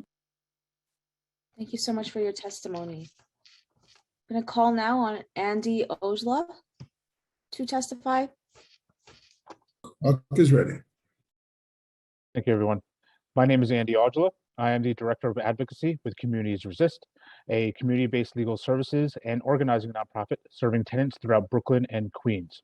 Thank you for the opportunity to testify today, and we echo the sentiments of many other legal services providers who have already testified, and this will be a summary of our testimony, which is also being submitted in writing.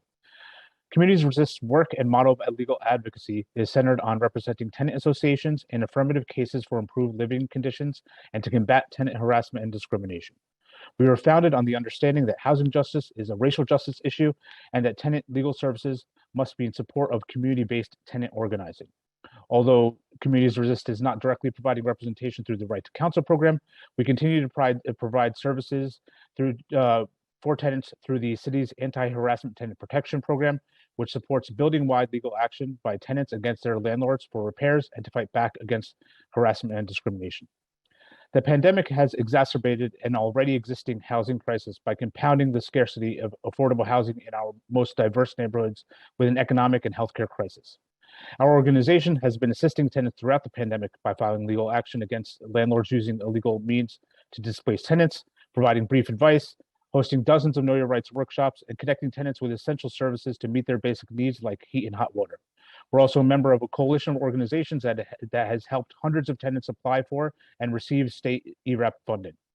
Over the last 2 years, we've seen a stark rise in illegal lockout cases and instances of landlords shutting off essential services like the aforementioned heat and hot water, and also not making repairs or eradicating vermin. There's also been a steady rise in cases of harassment and discrimination, as discussed previously. We know that evictions and displacement have a disproportionate impact on people of color, especially women and children, and that housing instability has a significant adverse effect on an individual's education, employment, family relationships, and physical and mental health.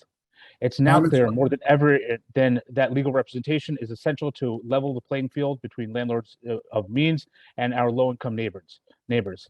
This is why we are imploring the City Council to increase the funding that's available to all these legal services organizations to fully fund Local Law 53 and also to fully fund one-shot deals. Thank you. Thank you, Andy, for your testimony. Before calling up our last panelist in this list of speakers, I want to also note the following panel so everyone can be ready. Once you're called, the following panel is going to be in the following order of speaking: Emily Ponder-Williams, Oksana Mironova, Imran Hussein, Raphael Moore-Punnett, and Stephanie Espinal. So that's going to be our following panel. And now, finally, for this panel, calling on Yesenia Ponce. Clock is ready. Hi, good afternoon. Thank you for the opportunity to be able to present our testimony. My name is Yesenia Ponce. I am a supervising attorney at Northern Manhattan Improvement Corporation. We provide legal services for low-income tenants in Upper Manhattan and the Bronx. Due to time limitations, I'll just jump right to the point. Over 200,000 pre-pandemic eviction cases continue to move forward in housing court as we speak. As you know from previous testimony, expiration of the moratorium has brought a dramatic increase in seeking rental assistance. Tenants continue to struggle with unemployment and consequently be unable to pay their arrears. But with tenants unable to apply for a one-shot deal unless they have future ability, and ERAP funds no longer realistically available, and rent voucher programs being underfunded and maintaining limited eligibility, the tenants find themselves at a dead end because they will never be able to pay the accumulated arrears. With evictions now in place, without having a solution for tenants struggling with arrears, there is limited bureaucratic work around this issue because there's simply not enough funding for rental assistance. Also, the impact that the expiration of the moratorium has had and will continue to have on legal services is disastrous. Advocates lack proper support to manage the wave of impending evictions, the tsunami, as someone previously testified. That's a perfect way to put it. Providers are working at higher than normal caseloads without additional funding and support staff. We must remember that housing attorneys maintained a full caseload before the pandemic, and the additional wave of eviction proceedings will influence services provided, as well as debilitating our staff. This additional strain on our workplace poses a risk of high turnover as staff find themselves overwhelmed, and it's nearly impossible to navigate this wave of cases efficiently. Without full funding for legal counsel and support staff, legal services are ill-equipped to handle the growing housing crisis in our city. All tenants should have the opportunity to be represented by an attorney who will be able to provide meaningful representation on each and every case. Thank you, and I welcome your questions. Thank you, Jasenia, for your testimony, and I apologize for mispronouncing your name earlier. Now going to turn to our next panel. Our next panel will be Emily Ponder-Williams, followed by Oksana Mironova, followed by Imran Hussein, followed by Raphael Moore-Punnett, followed by Stephanie Espinal. Over now to Emily Ponder-Williams. Clock is ready. Hello, thank you so much to the committee and to our chair for hearing these important issues today. My name is Emily Ponder-Williams. I'm the managing attorney of the civil defense practice at Neighborhood Defender Service of Harlem. NDS is a holistic public defense office that participates in the Right to Counsel program and has been providing civil legal services to the residents of Northern Manhattan for the last 30 years. I want to jump in and specifically address some of the issues that are facing legal services providers at this time. I know the committee has heard a lot today about the challenges, but I'd like to get a little more specific about what those challenges are. And I'll also point the committee to my written testimony, which provides even further detail on these challenges. The committee has heard a lot today, I think, about new eviction filings and an impending wave. And we've heard that the new filings have not quite reached pre-pandemic levels. But what I want to stress is that the influx of cases coming to legal services providers is not just about new filings. We are being assigned to cases that predate the pandemic, sometimes by a number of years.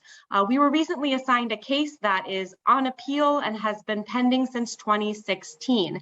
This is because the full right to counsel, as we all know, was not in effect pre-pandemic. When these cases paused and they are now returning, we are being assigned both new filings as well as cases that have been ongoing, again, for a number of years and pre-pandemic. As a result, in Manhattan, we are fielding on any given intake day 4 different parts and might take on roughly 30 or more new to us cases on that particular day. This is spreading our staff incredibly thin. On top of this, we're not only being assigned cases in court, but we are fielding referrals constantly through Housing Court Answers, the court, and OCJ, asking us to contact tenants before court. This is truly hampering our ability to provide the holistic services that is required to implement a real meaningful right to counsel.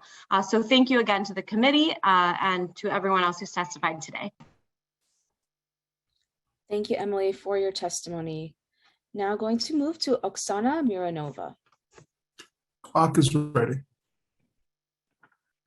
Good afternoon and thank you. My name is Oksana Mironova and I'm a housing policy analyst at the Community Service Society of New York. We have been closely tracking eviction rates in New York City for decades. We know more than 1 in 4 low-income tenants are behind on their rent during the pandemic, with Black and Latinx tenants, and particularly women, at greatest risk. We have a bunch of additional data on evictions that's included in my written testimony, as well as on our website in our reports. Below are 5 recommendations for easing the city's looming eviction crisis. Right to counsel. Following the implementation of Right to Counsel, we worked closely with the Right to Counsel Coalition to advocate for local law 53. The law needs to be implemented immediately for all the reasons that the previous panelists have talked about already today. The eviction case backlog. We know that New York City's housing courts are struggling with a backlog of eviction filings. And in the coming months, housing courts should only move the cases for tenants with legal representation specifically and adjourn all others until legal services organizations have more capacity. Rental assistance. City FEPS is the rental assistance program that the city has the most direct control over. Unfortunately, there are administrative and enforcement obstacles for using city FEPS for eviction prevention specifically. Most crucially, New Yorkers must stay in shelter for 90 days before becoming eligible, are faced with a systemic source of income discrimination from landlords, and undocumented New Yorkers are excluded. Further, New Yorkers who do get access to the vouchers often get tracked to lower quality housing with a lot of HPD violations. The city should work to expand eligibility to city FEPS to effectively prevent evictions and ramp up enforcement of building code and source of income discrimination laws. abolishing and replacing the tax lien sale. Today, the authorization for the city's tax lien sale comes to an end. This harmful Giuliani-era policy often leads to displacement and eviction for renters living in buildings facing tax foreclosure. The city must end this harmful program and replace it with a system that stabilizes these buildings by turning them into social housing. And finally, the Community Opportunity to Purchase Act. This is a law, this was a bill that was introduced by Councilmember Rivera in the last session that would give nonprofits and community land trusts the right of first refusal to buildings going up for sale. And we urge the City Council to pass this law when it's reintroduced. Thank you so much.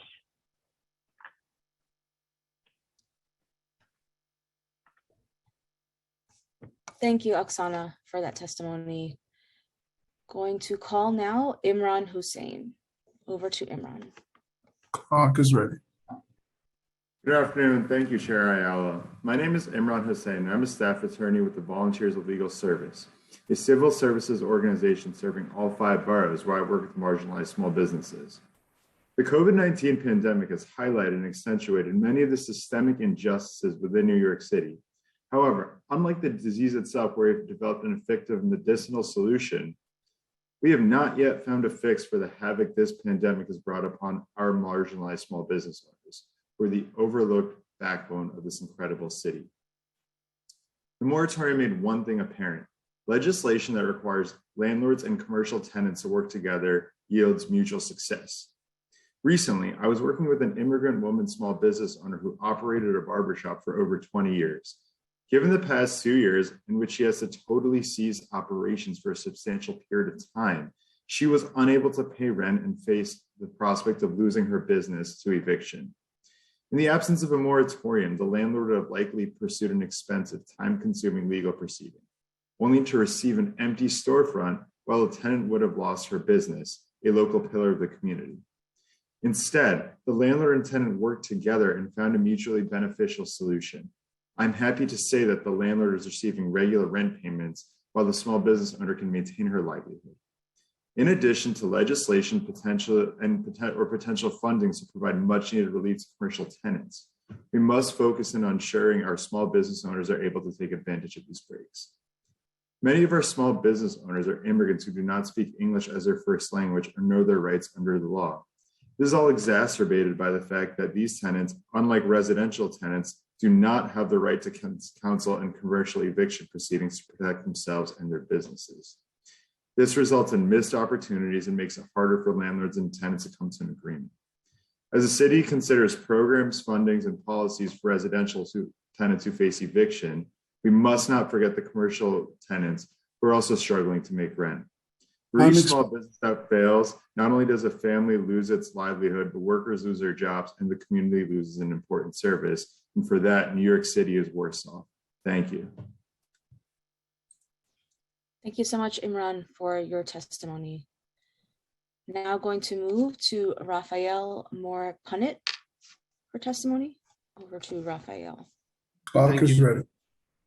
Thank you. Good afternoon, Councilmember Ayala and other members of the committee. I want to thank you for allowing me to testify. My name is Raphael Moore-Punnett. I'm the Associate Director for Housing at the Harlem Community Justice Center. We are a project of the Center for Court Innovation, which is an agency that has 25 years working in New York City to create a more humane justice system. And the Harlem Community Justice Center has been operating for 20 years, serving residents of East and Central Harlem, including constituents in your district, Councilmember Ayala. We want to thank the council for our longstanding partnership and speak a bit about our concerns around the eviction moratorium ending. It seems like now that there aren't legal protections, the increase in volume of court cases is a risk for our clients and your constituents, and as many of the legal service providers has addressed. But I want to speak a bit about public housing tenants, because before the pandemic, NYCC was the largest evictor in New York City. And we are very much concerned about our clients in public housing who have ballooning debts. Many of these clients were encouraged by NYCC to apply for ERAP and now have not received any ERAP funding and now are ineligible for one-shot deals because they have pending ERAP applications. And we are concerned this is a very large number of tenants in the city, and that now they have no options for rent relief, and that their rent arrears are going to continue to increase until NYCC brings them to court. We are advocating for these residents at the Justice Center, and definitely want to highlight for residents the new protections available due to the Fields v. Russ settlement that NYCHA entered into, which is going to provide tenants, hopefully, additional protections in countering rent overcharges. While the state assumes that rent subsidies will prevent tenants from falling into arrears, the subject of this litigation was that NYCHA is not doing that and not adjusting rents. And we're hoping that the Fields v. Russ settlement and educating tenants about this settlement can really dramatically increase tenants' ability to fight overcharges through the grievance process. And we'll continue to advocate around this. Thank you. Raphael, let me ask you a question. The Administrator Fitzpatrick and I asked her about the oh my God, I lost my track of thought. The evictions, and I didn't ask about the public housing. I lost my question. It'll come back to me, but because you just mentioned something and it just like it struck a chord with some. Oh, the ERAP applications. The ERAP applications. So if a person applied for ERAP, my understanding is based on what we're seeing in our office is that they can't apply for a one-shot deal because they have a pending sheet. So Administrator Fitzpatrick mentioned that had changed. Is that so? That's not apply to people that had applied previous to the change? From my understanding, if you apply for ERAP this year, you can still apply for a one-shot deal. But if you applied for an ERAP last year, it's going to appear as pending in the system and you're no longer eligible for a one-shot deal. NYCHA sent out letters and emails to all the residents saying, go apply for ERAP. So if residents did what NYCHA told them to do, they are now ineligible for a one-shot deal. And this is a problem that has no immediate solution. And NYCHA has to figure out what to do with all these tenants who owe tens of thousands of dollars. Jeez. Oh, thank you. Thank you. Yeah. Thank you, Raphael, for your testimony. Going to move now to the final panelist in this segment, Stephanie Espinal. Over to Stephanie. Clock is ready. I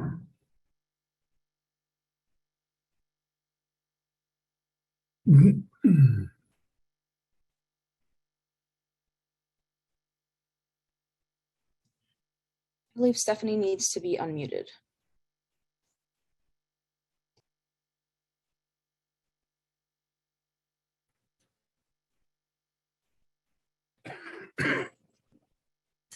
This time, I think that Stephanie might be experiencing some technical difficulties because Stephanie is no longer on the Zoom.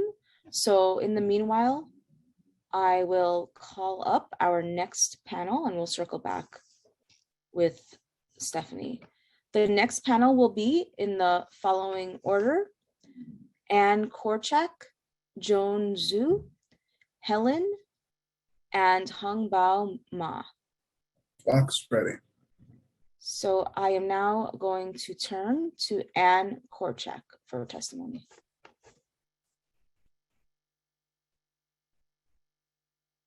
Hi, good afternoon. My name is Anne Korchak, and I'm currently serving as the president of SPONY, which is the Small Property Owners of New York. I'm grateful for the opportunity to speak today. Our members have been greatly impacted by the eviction moratorium. And I just want to share a few examples with the end of the eviction moratorium, what some of our members might see. In Brooklyn, a homeowner in a 4-unit building who has had a drug dealing squatter in her home since before the pandemic may get a chance to return safety to the other residents in her building. But first, a judge must view the videotapes and hear the testimony of the other residents in the building. In Queens, a young woman who has daily encounters with a threatening and misogynistic non-paying tenant may get a judge to understand the danger that she's living in. In Manhattan, an owner who has a grifter in her apartment and who's using every legal protection afforded to tenants that allows her to continue to occupy a bedroom in this woman's apartment, perhaps the woman can be removed and she can begin healing from this incredibly emotional, damaging ordeal. In Staten Island, there's a homeowner with a tenant who has not lost his livelihood and was not impacted by COVID. Perhaps this owner can seek back rent and get their home back. In the Bronx, perhaps a judge can finally hear a case that predates the pandemic, where a tenant has willfully destroyed the property and made the building uninhabitable for the other family below. The eviction moratorium began with the best of intentions to keep people housed and out of shelter so as to slow the spread of COVID. But this public health measure has been seized as an opportunity to force small owners to act as shelter providers without compensation. All the while, the city and the state dole out millions to wasteful and sometimes criminal third-party providers who are running the broken shelter system in our city. It's time to acknowledge that the eviction moratorium has hurt small landlords, and that the blanket eviction moratorium that protected all tenants and left no room to deal with situations like the ones I've just described has created a crisis for the small operators. We are the backbone of New York City housing, and destroying us greatly impacts the renters in our buildings. And I'd just like to add quickly, I know earlier, there was a lot of people speaking about the right to counsel legislation, and we support that. We do believe that people that are in need, financially, should get representation, but we also believe that that protection, should be provided to struggling small housing providers too. If they fit the same income parameters that you will be offering the right to counsel for tenants, the small owners who fit that same financial profile, should be given the right to counsel as well. And also, one earlier speaker, I believe it was Eric Lee, called for the entire $2 billion in pandemic aid to go to rental assistance. And, we agree with that also 100%. So thank you for allowing me to testify today. I appreciate it. Thank you, Anne, for your testimony. Going to now move to Joan Zhu for testimony, followed by Helen. Over to Joan Zhu. Hi, thank you for the opportunity for me to testify in front of the chair, Ayala, and all the city council members. I'm just a small landlord in Brooklyn. My case is actually has been like over 2 years, but not going anywhere. I filed 2 court cases, one in the housing court, one in the Supreme Court. My tenant actually has ability to pay. He has 2 perfume factories in the Brooklyn intercity. He makes about $4.5 million sales every year. And before he applied, when he filed the application to apply to rent an apartment, he actually showed me that his tax return, he make over $270,000 a year. So a person who actually make almost $300,000 a year, but not paying me a dime for 2 years. And he also owns a mansion just 2 blocks away from a property, but he's not moving back. He told me to just put my mortgage into forbearance, asked me to defer my property tax. And he said that I'm just staying here. I'm not going anywhere. This pandemic, ain't nothing you can do. So he owed me like so far for 22 months rent, which is like $55,000. My case actually was reported by NY1 News on 10 p.m. live on February 17. I'm going to include a link on my testimony, and you are welcome to watch it. And I want to say is that people just they're rich, but they're abusing the system. They're abusing the UAP. They're abusing all the eviction moratorium. They're just using as excuse not paying a small landlord, and we are actually in the danger of losing our house. As a small landlord, we need help. We want our voice be heard. Who's helping us? So I'm just telling you that if you're welcome to ask me any questions. That's all. Thank you. I appreciate you coming to testify, and I actually did see the New York One report, and I'm sorry that this is happening to you. And I would imagine that throughout the pandemic there are situations where people may be taking advantage of the system. But I really want to reiterate that the reason that we're having this hearing is because the majority of people don't, right? Then they really are in need. And we need to be able to make that distinction and to keep that, and make sure that we're protecting, both those residents that really need to be protected, but also not at the expense of smaller landlords. So there has to be a better balance, and we need to do better to protect, both sides. But I wanted to thank you personally for coming in today to testify, and I'm sorry again that this is happening to you. Submit your information, we'll look at it, and we'll see how we can be helpful. Okay, thank you. Thank you very much, Joan, for your testimony. Before calling on the next panelists, I want to give a heads up of the names of those who will be on the following panel. So the following panel is going to be comprised in this order of speaking: Shuzhen Zhou, Xiao Feng Chen, and I apologize if I'm mispronouncing your names, and Tawaki Komatsu. So I'll now go back to calling the names of the remaining panelists in this panel. Over to Helen for testimony. Clock is ready. My name is Helen. I'm a small landlord from Queens. I'm still suffering from financial, mental, and emotional distress after eviction moratorium, even though it had expired. My eviction case is stuck in court because we need to wait for the ERAP decision. We need to wait for the tenant's ERAP decision. We are doing a holdover to take back the upstairs apartment from adult children to get more spaces. Plus, this is a bad tenant. They had to destroy my apartment. They did destructive, nuisance behavior had to breach the quiet enjoyment of my home and affect the quality of my life. That's why I do not participate in ERAP.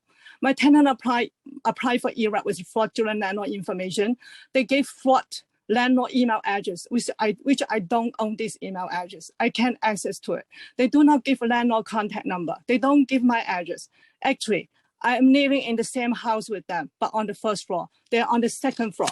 They did this on purpose in order to prolong their long stay in my property free of rent.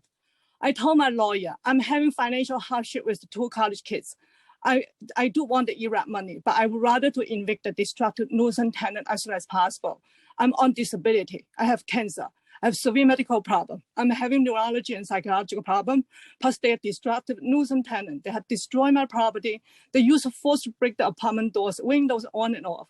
They drill holes in the bathtub, use sewage pipe, purposely cause big leak and flooding on my first floor apartment. There are dog urine everywhere on the carpet in the apartment. The dog urinate smell seep down to my first floor apartment from time to time. It is stinky and very disgusting. They sublease the apartment without my permission. They constantly have strangers moving in and out the apartment. They addict to marijuana. Husband is alcoholic. They're always fighting, hitting wall, pounding floor, smashing and crashing heavy object on the floor. The kid screaming, yelling, crying, loud dog barking. They have engaged in physical fighting and police were called in many times. My tenant continued to damage my property on purpose. They continued stumbling, jumping on the floor, making excessive noise every day to harass me. I'm on medication. My medical condition requires me to sleep a lot. I can't sleep at night because the destructive tenants makes my medical condition getting worse in these 2 years.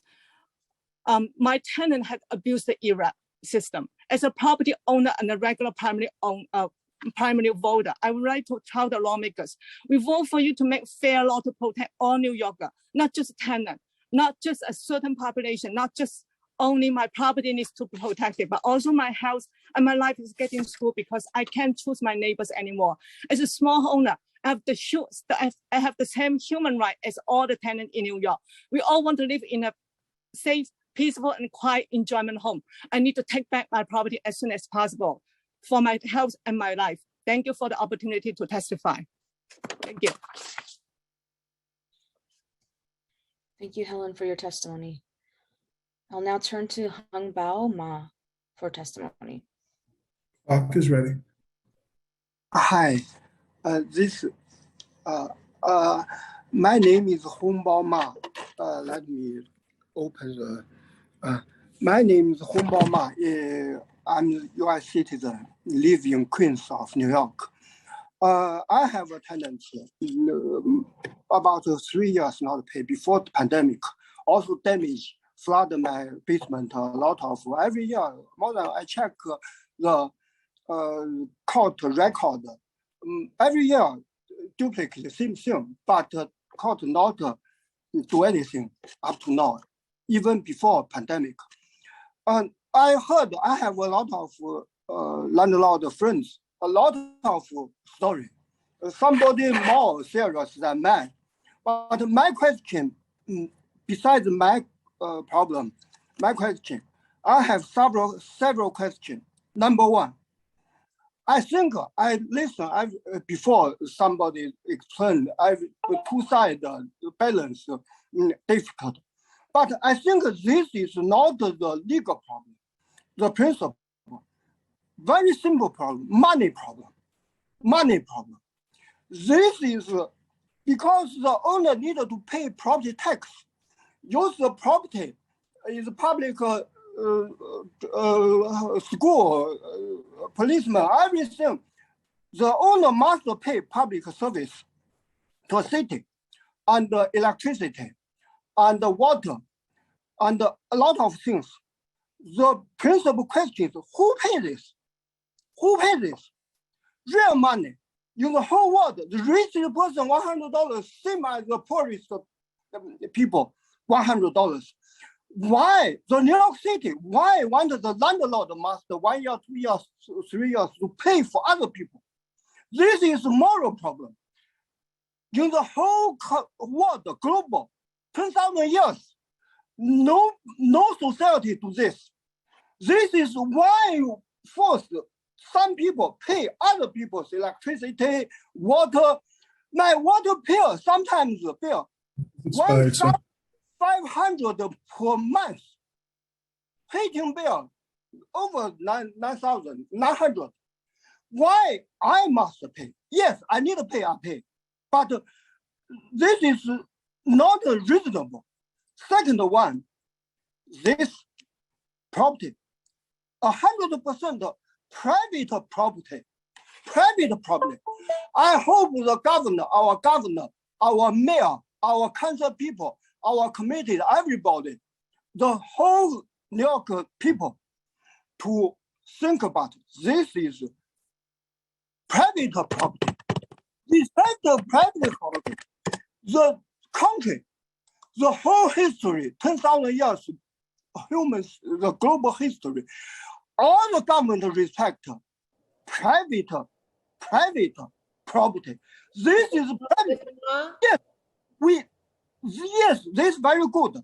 If somebody pay rent, live here, human. I'm sorry. I hope consider this like a restaurant, like supermarket, like anything. The third one is this American. Yeah, this damage American because landlord cannot to refix the property. Some house in New York is more than 100 years because the landlord not get the money from the sky. They earn the money. They need the rent to fix. If support this people not rent, the society, the landlord, the people don't want to spend the money to construct a new house. Mr. Ma, we have people I hope the governor, to tell governor, society commander to. Sir, your time has expired. Yeah. I'm sorry. Thank you. Develop our country. We want to reach. We want our country strong. Everybody hard work. Pay for his or her cost of the living, food, housing. Thank you very much. This is what I want. Thank you. Make our country strong, rich. New York is the #1 whole world, whole global #1 city. Thank you. Why so many people cannot buy the room, cannot buy the food? This is a problem. I hope the country, our president, our governor, our mayor, to make our New York City really stronger. Everybody rich. I want everybody rich. We have to move on. I'm sorry. Thank you. Thank you for your testimony. I love America. I want America stronger. I want America the real #1. A lot of new house. A lot of every house is fixed very good. Not somebody live there, not move out. Your time is expired. Your time is expired, sir. Thank you. Thank you. Thank you so much for your testimony, Mr. Ma. We're now going to move to our following panel. I'm going to call up the next two panels so that everyone has a heads up as to when they will be going. So the next panel will be comprised of Shuzen Zhou, followed by Tawaki Kamatsu, followed by Diana Prashad, followed by Katrina Corbell. And then that panel will be followed by Tamara Holliday, Sarah Block, and Christy Ortiz.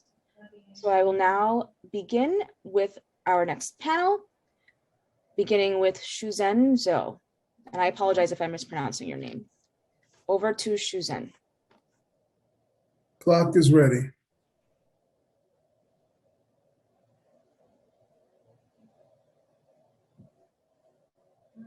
Hello.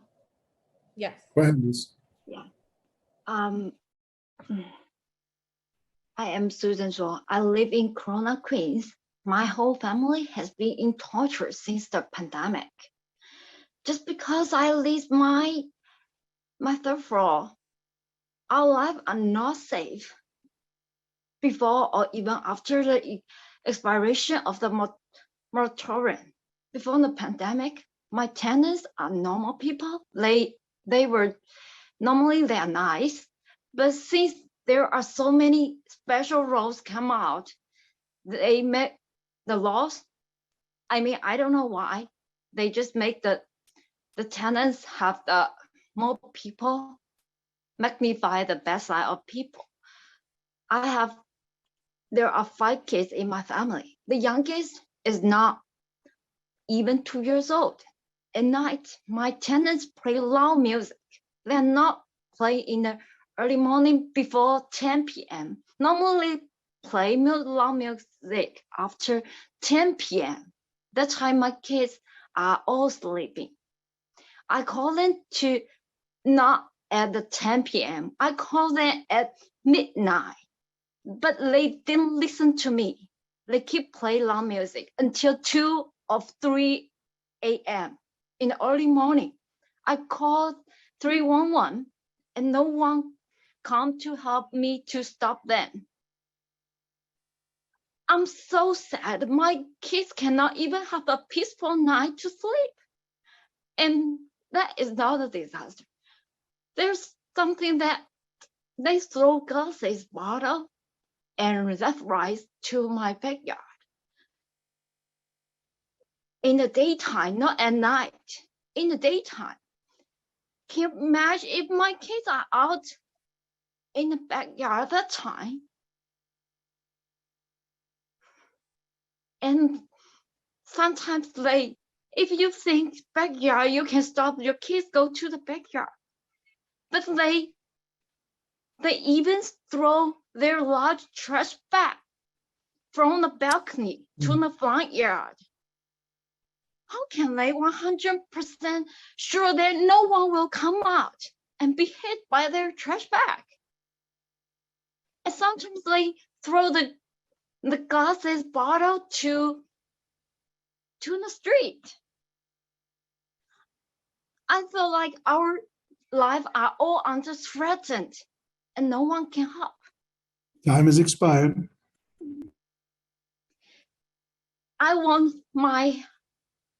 I try to help my kids. I want someone can help me to protect my kids.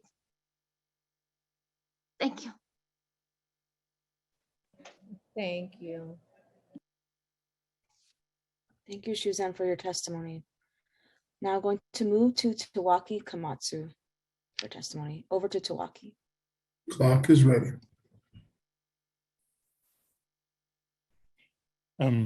Hi. Question for you. If you sign an apartment lease agreement and it's subsidized by HRA, if HRA then illegally changes your apartment lease agreement after you sign it, isn't that forgery? Isn't that fraud? Guess what? HRA did exactly that in 2016 after I signed an apartment lease agreement on February 16th. Ms. Ayala, you know for sure that I've repeatedly testified in public hearings. You also know that I've done so to absolutely no avail. You were in that public hearing back in November 2019 with Richie Torres, where Mr. Torres illegally kicked me out of it. I sent you an email during today's hearing about an email that I got last week from OTDA, where OTDA is essentially condoning the fact that HRA committed that fraud. So the question is, today's hearing is about oversight. It's about the impact of the eviction moratorium. Problem is, HRA is providing the funding for the legal services providers. So if I contact legal aid and all these other partners of HRA, ask them to have a subpoena issued against HRA to give me the records, guess what? They won't cooperate. So the question is, you're the chairwoman of this committee now, not Stephen Levin, that useless piece of something. Question is, what are you going to do about it? I mean, we can have a fresh new start here. Question is, what are you going to do about it? Also, to point out, I have a federal lawsuit against Stephen Banks. Cases Komatsu versus City of New York, case number 21 CV 1115. I filed a legal filing on Friday about that to the chief district judge in New York City. So again, you're the chairwoman of this committee. New York City Charter section 1116 applies to you. And the other thing too, Urban Pathways, it's a slumlord of the building in which I reside. I tried testifying in a public hearing last week about a new contract for $50 million. Urban Pathways and HRA jointly worked together to subject me to that fraud and forgery. So the question is, why is Urban Pathways getting more money from people like you who fund these contracts when Urban Pathways together with HRA committed that fraud and forgery? I should also point out that Frederick Scheck, he's the CEO of Urban Pathways. He was also on the advisory committee for Mayor Adams. So don't you think there's a bit of a conflict of interest there? I mean, do you want to keep your cash or do you want to continue to have it be wasted to slumlords like Urban Pathways? Do you have an answer for me? My answer is that I will not discuss active litigation cases at a hearing. You're more than welcome to reach out to my office and we can have an offline conversation. Oh, and last question is this. There was another public hearing recently where people were able to project exhibits in conjunction with their testimony for the outdoor dining public hearing about 2 or 3 weeks ago. Why is it that members of the public, when they try to present exhibits in conjunction with their testimony that's relevant, why is it that they cannot present exhibits with their testimony? I'm not sure. I'm talking about First Amendment and yeah. I'm talking about First Amendment and 14th Amendment rights. I'm not sure, Mr. Twaki. If you have Time is up. your time is up. We need to move forward. Thank you. Thank you, Twaki, for your testimony. We're now going to move to the following 2 panelists for this panel, Diana Prashad, followed by Katrina Corbell. Over to Diana Prashad.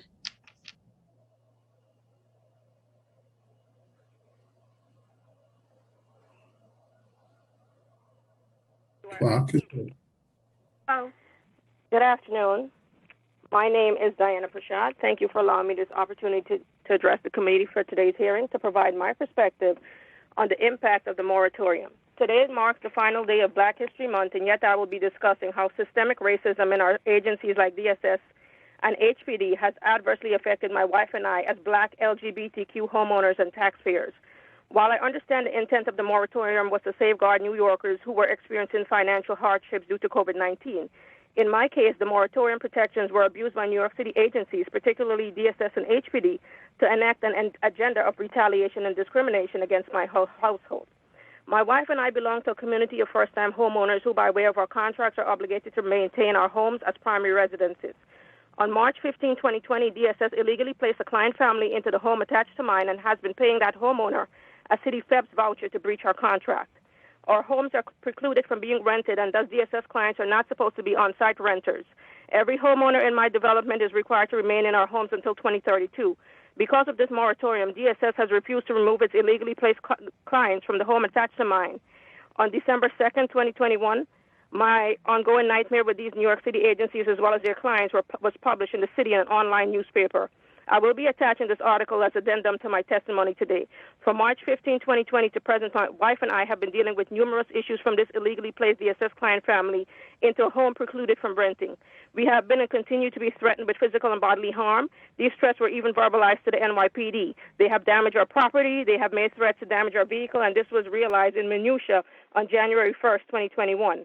We have been consistently debased in our sexuality and continue to experience homophobic slurs by parents and children alike. Our quality of life has been adversely affected since the home was only supposed to be occupied by a 3-person household, and this DSS client family consists of 9 or more people with an indeterminate amount of people moving in and out of the home. DSS has allowed an active drug dealer to reside and deal drugs on premises. DSS has also allowed an illegal car rental scheme being brought to our community. DSS has also allowed an illegal daycare to be operated. The quality of life issues are numerous. From March 2020 to December 2021, Aaron Drinkwater and Stephen Banks have used many excuses to keep their problematic clients in an illegal rental where they are actively harassing us and causing quality of life and safety issues.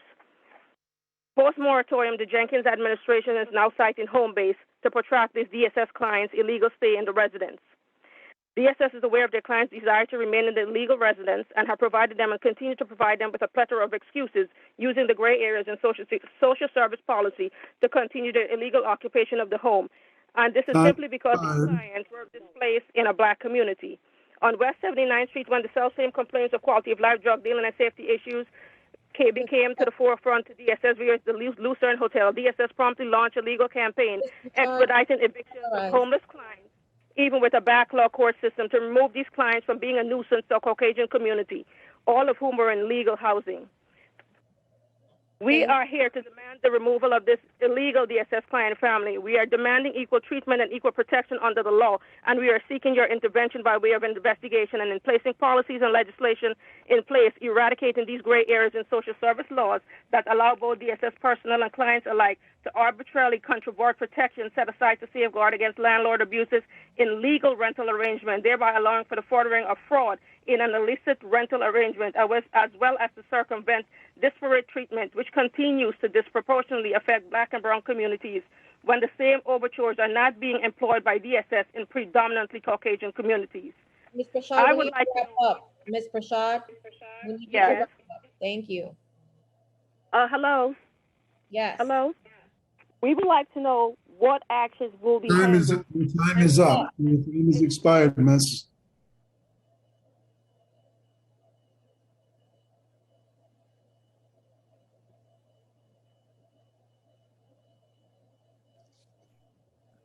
Thank you, Diana Prashad, for your testimony.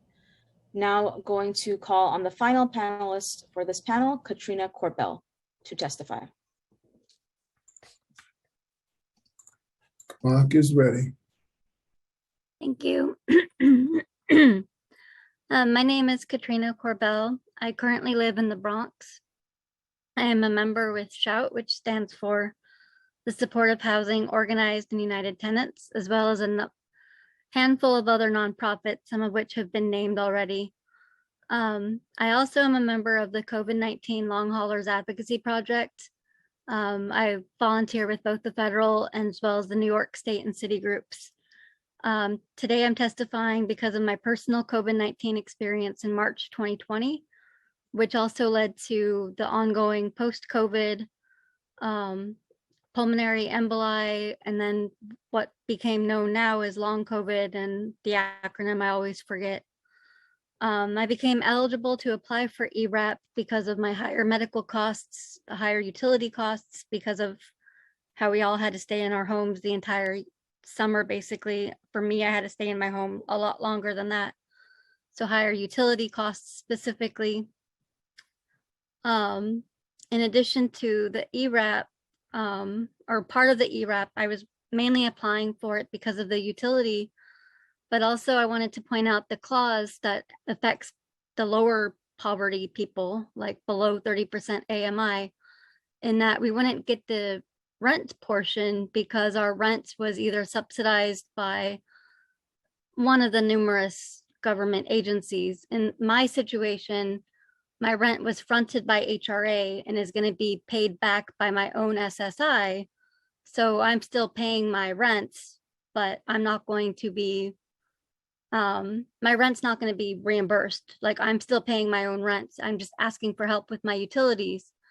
And I know some nonprofits will offer utility assistance, but then you guys would not be able to count me in your statistics. You would not be able to hear my testimony. Other people applied for ERAP and were able to receive rental assistance, but were denied utility assistance. And so I don't know where their statistic counts either. I haven't even seen my friends in that area be on this committee today. I don't know if they were aware that this council meeting existed or what happened, or if they're even being asked to follow up. I wish I could give another 2 minutes to counter the testimony from DSS. I will gladly do that in another day. The HRA helpline is a joke. I will spend an hour on hold and then be hung up on.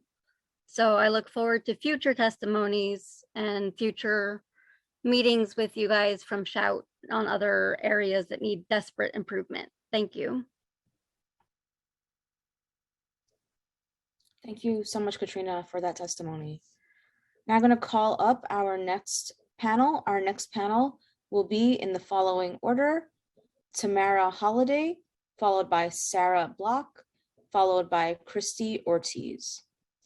Over to Tamara. Clock is ready. Thank you, Madam Chair and this committee, for the opportunity to testify. I'm Tamara Holiday, Senior Staff Attorney of the Civil Justice Practice at Brooklyn Defender Services. The statewide eviction moratorium protected vulnerable tenants and their families from eviction and homelessness during an unprecedented health crisis. Many families who were facing housing insecurity and permanent displacement before the pandemic had temporary relief with the moratorium. The fallout of the end of the eviction moratorium lands disproportionately on the city's most vulnerable communities. While most jobs have recovered in New York City, that recovery has been uneven. Many of our clients work in industries that were shuttered during the pandemic and have not recovered at nearly the same rate. Also, many of our clients are unable to return to their previous jobs because they still suffer from the lingering health effects from COVID. The city must prioritize creating more affordable housing. The Affordable Housing Lottery, as of 2018, had a 1 in 593 chance of success for each person applying for an affordable unit. Even if someone succeeds in obtaining affordable housing from the lottery, the ability to afford those units is uncertain. We also urge the city and HRA to waive the shelter requirement for city FEPs. Families who are eligible for public assistance or whose income falls within the federal poverty guidelines should be able to be assessed for city FEPs even if they've never lived in shelter. This requirement unnecessarily imposes the trauma of a shelter stay on families while burdening the city with the cost of providing that shelter. Finally, we urge the city to consider an agreement where it pays a portion of a tenant's rental arrears in consideration for the landlord not pursuing a money judgment against the tenant. Many of our clients have or will have the burden of trying to find an apartment with a money judgment. Because these judgments are another barrier to securing housing, they will inevitably force families into shelters. In those cases, it will be cheaper for the city to pay these arrears than to provide shelter. We thank Madam Chair and this committee for the opportunity to appear today and discuss these issues. Thank you, Tamara. Going to now move to Sarah Block for testimony. Over to Sarah. Clock is ready. Good afternoon. Christy Ortiz Lamb will be presenting testimony for Brooklyn A. Understood. So I'll now then call on Christy Ortiz.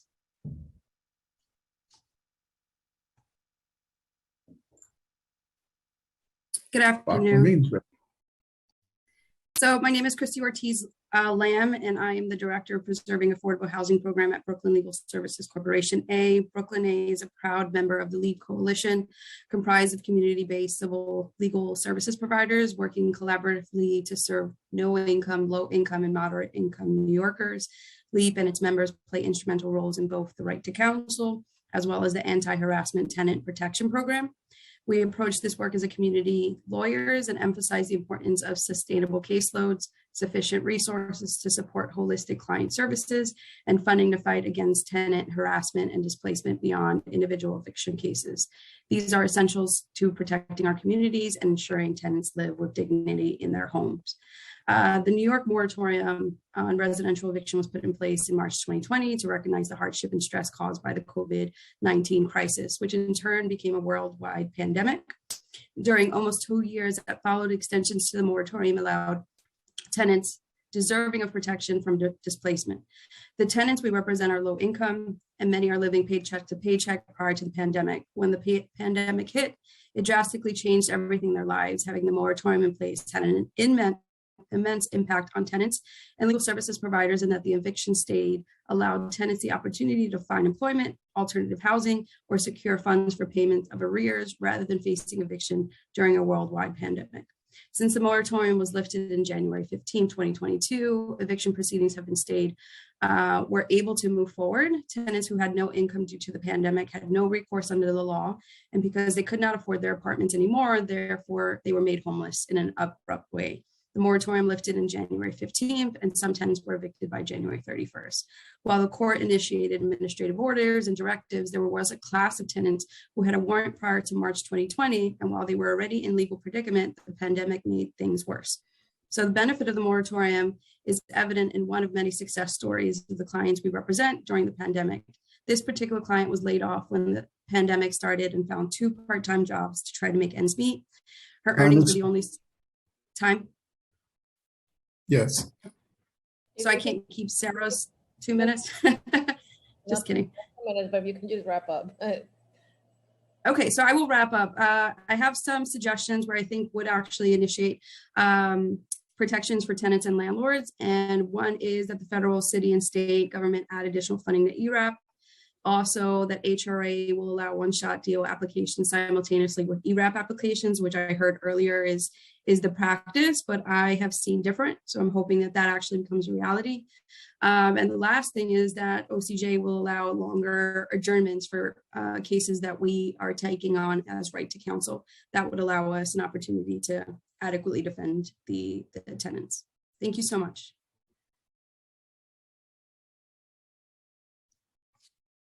Thank you so much, Christy, for that testimony, and to every member of the public who has testified today. At this point, if we have inadvertently missed anyone who would like to testify, if you can please use the Zoom raise hand function, and we will call you in the order in which your hand is raised.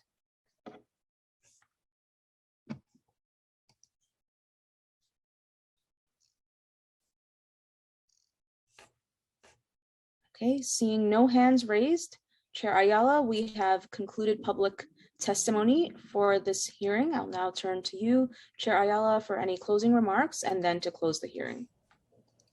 I just want to thank everyone for not only coming, but for staying so long to run the testimony. I think that, this was a constructive hearing. A lot of information was shared, a lot of really great recommendations, and I want to once again, highlight the work of all of the advocates.